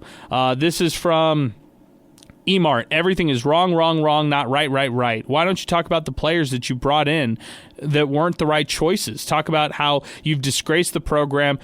Time to make a change at UTEP. Man, there's just a lot of bad comments here. Joe Chacon, I'll read the hashtags. I'm not even going to read the show or the tweet. Hashtag Zane in training, Steve the believer, Adrian is my Brodus, Sal's my pal, Zay all the way. Where was Waltzer? Pass me a cold one. 5 months until the next show. There you go. Repping from El Chuco now, Joe Chacon. I like it. Good stuff, man. Appreciate you listening in all season. You didn't hit me up for tickets for basketball, by the way, but I would have hooked you up, man. This is from Manny David. My way too early prediction for next season is 23 wins, third place finish, bookmark it. In all seriousness, I'm just hoping they can keep most of the team plus a couple impact players leading into next year. A Miner fan, win or lose until football season here as we continue. Trey Pollard says Tim Hardaway is general manager. Pooh Bear, Rob should put down his meth pipe. The fact of the matter is we don't have a lot of NIL money. If Paul Foster and Woody Hunt could donate a tremendous amount for UTEP, then perhaps we would be able to compete with Power 4 programs. Hashtag MinerTalk. I mean, you could technically buy your way up into that category right there. I mean, now in college sports and college athletics, so there you go. Augustine, a changes in marketing and everything is needed. NIL has changed everything. The caller who talked about the tickets is an example of how cheap season ticket holders are behind everything. Damn. There you go, Augustine. Appreciate you weighing in on the program. Respectfully, this is what Augustine says. Respectfully, the idiot who had the chair should not be allowed into UTEP facilities ever again. If the program wants to be taken seriously, it's in every facet of this game. By the way, I said money. Okay, there you go. Also, continuing here, our off-season wish list. Let's ping around. Let's talk about it, guys. I said it. For me, it's general manager. That's the number one thing right there. People have said guard, like go out there and get yourself a difference-making type of guard. Some people have just simply said a new coach. Eric, where are you at? Where does this team need a new change in going into the Mountain West from Conference USA? Well, if they're going to keep Joe Golding, I'm going to stand by what I said too. Go out and get somebody that's specifically only a recruiter, someone that has a history of recruiting at a high level, pretty good level, whether it was at a mid-major or if it was at a low Power 4, Power 5 school. Go out and get someone that's proven, that can recruit guys, that has a name, and can get guys down here. And just specifically do that. Okay. Sal, let's go to you. Off-season wish list. Where does it start for you?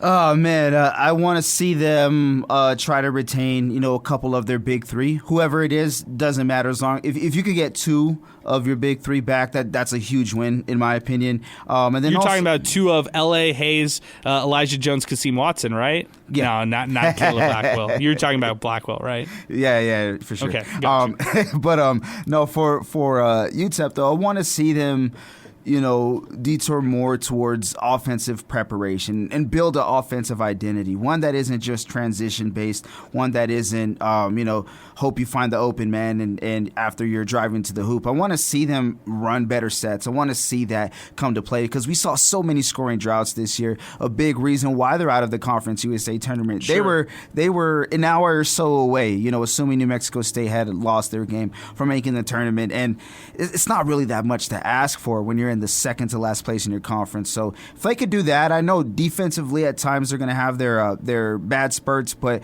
they can keep up. I want to see better offense next year for sure. Okay. They have to, because it's going to be year 6, and you really haven't seen a respectable offense since year 1. Yeah, there you go. Zay, where are you at? Where are you at as far as offseason wish lists? I don't have any wishes because, I mean, I just feel like through the 5 years that Coach Golding's been here, they've gone through their ups and their downs, right? You've had the continuity, right? They come back with 8 players from a team that made a conference championship. Look where that got them. Sure. You've had the resets. You've reset, clean slate.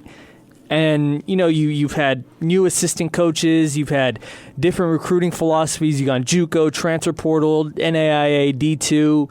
And it's gotten you to year 5 where you're not even making your conference tournament. So I'm not sure where my wish list is. I would say try something different. I don't know what that difference is, though. Okay. I don't know where that is. I just know that where I'm at is this team had no momentum going into the offseason last year. I didn't buy into this team at all in the beginning of the year, and I somehow feel worse. So, it's bleak, but we'll see what they can maneuver. Hopefully what everybody said, you need money. That's what's going to drive you to winning. They need more money. And I'm ready to turn the page. I'm ready to get to football. I've been ready. I'm ready for football. I'm ready for spring ball as well. Eric, give me that cryptic thing. Why has UTEP been so bad in Conference USA? I think it's time we can reflect back on UTEP's time in Conference USA. I'll ask you guys this: what grade would you guys give UTEP athletics in their time in Conference USA? Athletics as a whole? Yep. No conference titles in the money-making sports gives me a C+, right? Yep, I'll go C+ to a D. So. Okay, any quick ones? Thoughts on F? F, yeah, I don't blame you. Yep. Was it just football and basketball? Everything, UTEP athletics in a whole. I'll say C, big bright spot, obviously volleyball. Yeah, there you go. Yeah, the big bright spot. But I think, call me crazy, this is my theory as to I think why UTEP was so bad. Okay. And I believe it was, God rest this woman's soul, she did a lot of great things for this university, Dr. Natalicio. Okay. Call me crazy. Look, when she was president of this university, she funded so much into the academic portion of UTEP. She built it to, being a top 10 school into the state of Texas, which it is still now, which it was back then. But if you look at what she did to the athletic department and with the athletic budget, she gave little to nothing to the athletic department and everything else. Okay. With the help of the internet, I went on and I looked up how it fared under her tenure as president under football and basketball. Under football, they had an approximate record of 140 and 220. Approximately. Okay. Terrible times. After Bob Stahl, you had the likes of Mike Price had some good seasons, couple bowl games, couple 8-9 win seasons, pretty good. Then you had Sean Kugler, and then you had Dana Dimmel, which rest in peace Dana Dimmel. But those Sean Kugler teams were so terrible. That was the first year of Dana Dimmel was the 0-12 season. A lot of 1-11 teams. It was just terrible. And you look at basketball, she had a couple good seasons. After Don Haskins retired, it's been spotty every now and then. It wasn't a good. It was when in the Tim Floyd era when it was really bad. The first couple years of Rodney Terry when it was really bad. Coach Barbie, when he left, it was really bad then. That Phil Johnson interim coach years. It was just terrible. I think that's, like I said, God rest that woman's soul, but I think her not investing as much into the athletic department is really what kind of went downhill from there. Okay. I would say it's kind of funny because you mentioned Dr. Diana Natalicio and the run, and I just think that they didn't have enough success there or enough emphasis on athletics. And what you're kind of spotlighting is, hey, Heather Wilson, wake up. This is your time right now to realize, this is an opportunity to go out and have more success in a sport, in money-making sports, but you got to be the difference. You got to be the one who helps lead the charge, and it starts at the top with athletics. So there you go. Guys, let's do this. Let's take a timeout. When we come back, we'll wrap it up with final calls. 915-505-6009. That's our telephone number if you want to weigh in. Jacksonville State beats UTEP at the buzzer, 64-61. More MinerTalk. We're winding up the season after this on 600 ESPN El Paso. MinerTalk continues along with Sal, Zay, Eric. I'm Adrian.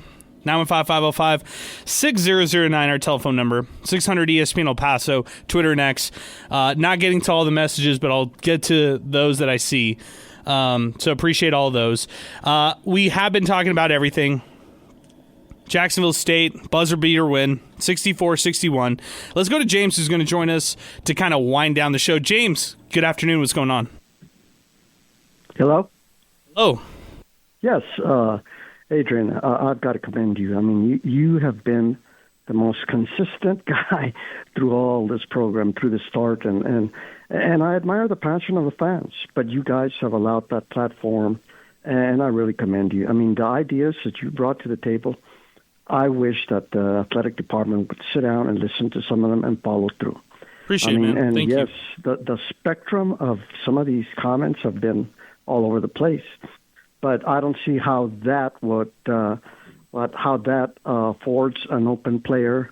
You know how NIL would afford an open player to be left that open for a last minute second shot. I think that we do need to kind of go out there and look at what some of these other programs like Ohio are doing to help the team. I think our fans have been disparaged. I mean, everything from the football season, from having to walk miles or pay this exorbitant parking lot fee, and they say they just throw their hands up. We're not going to do it. We're not going to walk all the way to the $6-7 to pay for a bottle of water at the minor games. Now I'm hearing that Heather Wilson is adamant about making this a commuter or getting it away from a commuter school, and even to the point that she's recommending that they knock Kid Field down and make dorms.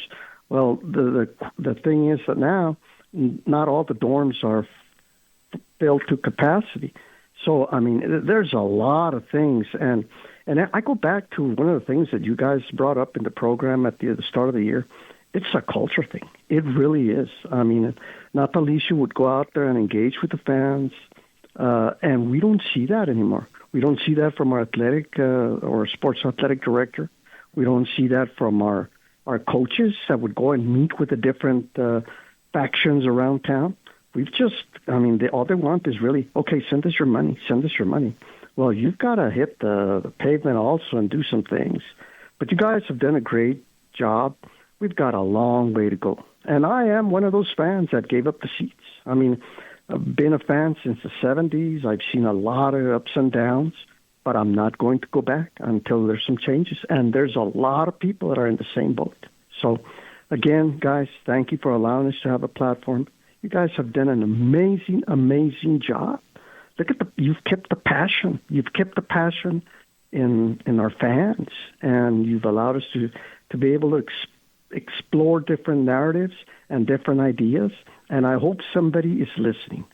And I thank you again. I think they are. I think they are listening. Hey, I appreciate your phone call, James. Thanks for weighing in. It's like this is your life, Sal. It's all the sentimental stuff on the final episode always of MinerTalk. Every year it's kind of like this, but I appreciate all the listeners. It's kind of like business as usual for us, but we've turned the page on a lot of seasons before. We've had a lot of these final shows in the past, but we're done. I mean, this is it for this year, and it was an F of a year of athletics, right? Like we can say that for sure. I mean, volleyball, the big highlight, everything else, big F. Yeah, no, definitely. In the big money-making sports, is if we want to put it that way, right? Because this is no discredit to volleyball. Extremely successful, and they're getting better and better each year. The way that they're getting to where they end up, so to speak, they're taking a step forward each year. So up next, it's going to be an NCAA tournament win. I'm feeling it for that team. But as far as MinerTalk goes, Adrian, I got to be honest, man. I woke up this morning, putting on some clothes or whatever, and I'm like, hey, you know what? This could actually be the last MinerTalk. It didn't hit me until this morning. And regardless if they would have won, then cool, it keeps going on. But that feeling of like, we could be done, man. Yes. And we've done all the games all year. We've seen the records week after week, but it's kind of just like you're in the moment, and then you don't really see what's going on until the clock strikes zero. So, no, man, it's been another fun one in the books, and we'll meet up again soon for the upcoming MinerTalk season. But I have a question. Yes. Instead of will there, I'll put. Oh, I know what you're gonna ask. Will there be cause for an emergency. Oh, I knew you were gonna ask this. You knew it, and you know that I need an answer. Zay, what's your answer to that? Are we gonna have an emergency inspo lens minor talk? I was just gonna say that. I was like, it could be the last one, unless for some reason there's an emergency one. So be on standby. Everybody's got to be on standby. How do you get on standby, Sal? You have a 2-year-old. We can't get you on standby. You know what's so funny is not the last one, but the second to last one. And this was, matter of fact, the basketball hire. Right, I had just gotten engaged. Actually, I got engaged on the day that Golding beat the Longhorns because we were at the Fountains. Time flies. Yeah, it's crazy. It feels like so long ago. And I remember emergency. I'm like, bro, I'm in an emergency right now. I'm planning a wedding, dude. Like, it's not even about like keys to the studio. It's like, hey, I know that I'm going to get married to you, but I really got to leave our really important conversation. It's UTEP basketball, baby. I know. I know. We all have to stay ready. Like, Zay, what if you're working your other part-time job and we're just like emergency episode? We got to jump on. Man, I don't know. I don't know what I would do. I would probably just have to leave. I would just tell them, guys, there's an emergency. There's an emergency. Like, this is an emergency. Family emergency. The boys need me for minor talk. Family emergency. I love it. Aggie575, I'll ask you this, Zay, says, let's talk about the Aggies. This is minor talk. What would you say about the Aggies? They made it to the tournament. They did it. They made it. So, good for them. I'm not sure where to go with that one. I mean, it was a good win against Kennesaw, and wow. I'm not Aggies A, so I'm not the most qualified person to talk about this. Jason Hooten grabbed the mic after the game.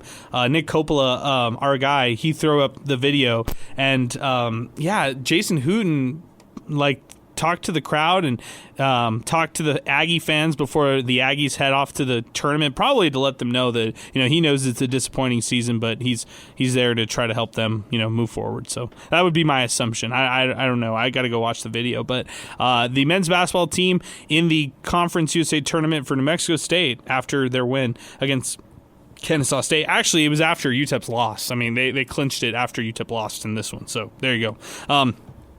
As we wind it down, I really don't have much to say other than that I expect I would not think Golding is gone. Like, I think Golding's back for next year, and I think based on everything I've heard, based on everything we've talked about, even from Golding himself when we talked about the offseason this past week, I would be really surprised if he's not the coach of UTEP next year. So if we're having to do an emergency minor talk, it's because UTEP made a monster hire for their GM job or that other assistant job, or they landed a top-level recruit, or we're just gathering together after the offseason kind of shakes out and talking about some of the transfer portal acquisitions.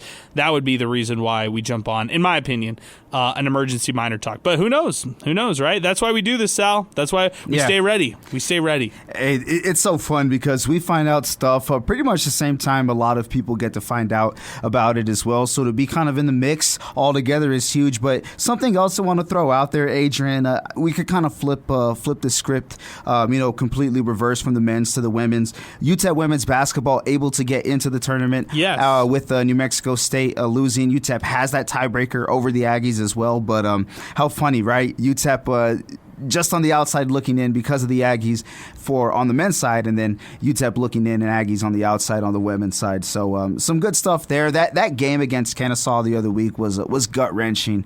Oh man, that shot to end it was gut wrenching, or the free throws rather. And no man, hey, it's cool. The women are going to be in the tournament, so there will be some postseason basketball. Zay, any thoughts on the women?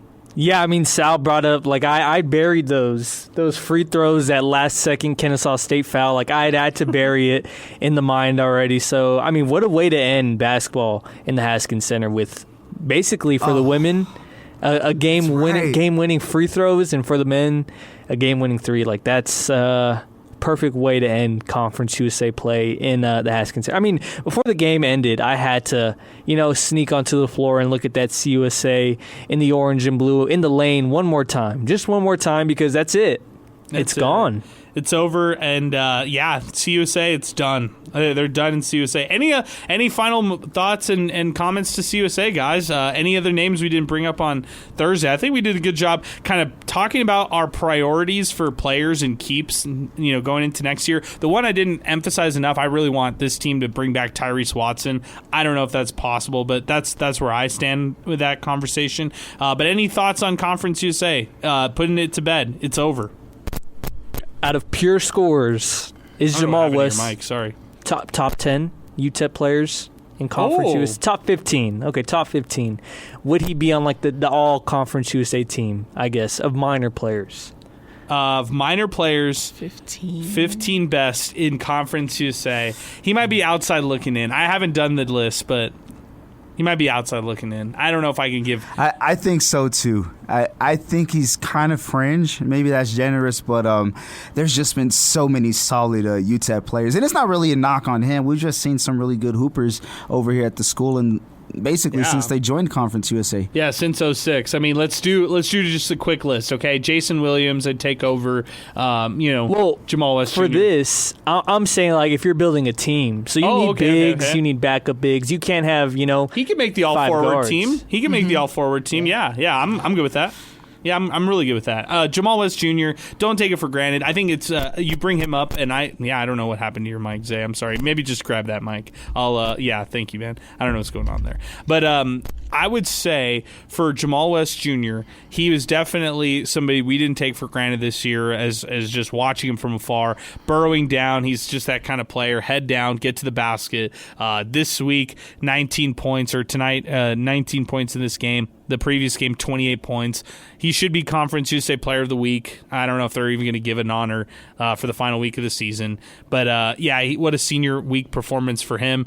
The season didn't go the way he wanted it, but somebody that we can appreciate here on this show in a huge way. Like, I think what we saw from Jamal West Jr., I mean, what a guy. I liked him so much this year, and the tenacity he brought, the ferociousness that he brought every single game. So there you go. Jamal West Jr., a lot of love there from us here on the program because he really deserved it. He was one of those standout players all season long. Sal, any thoughts on Jamal West Jr. and what he meant to this team?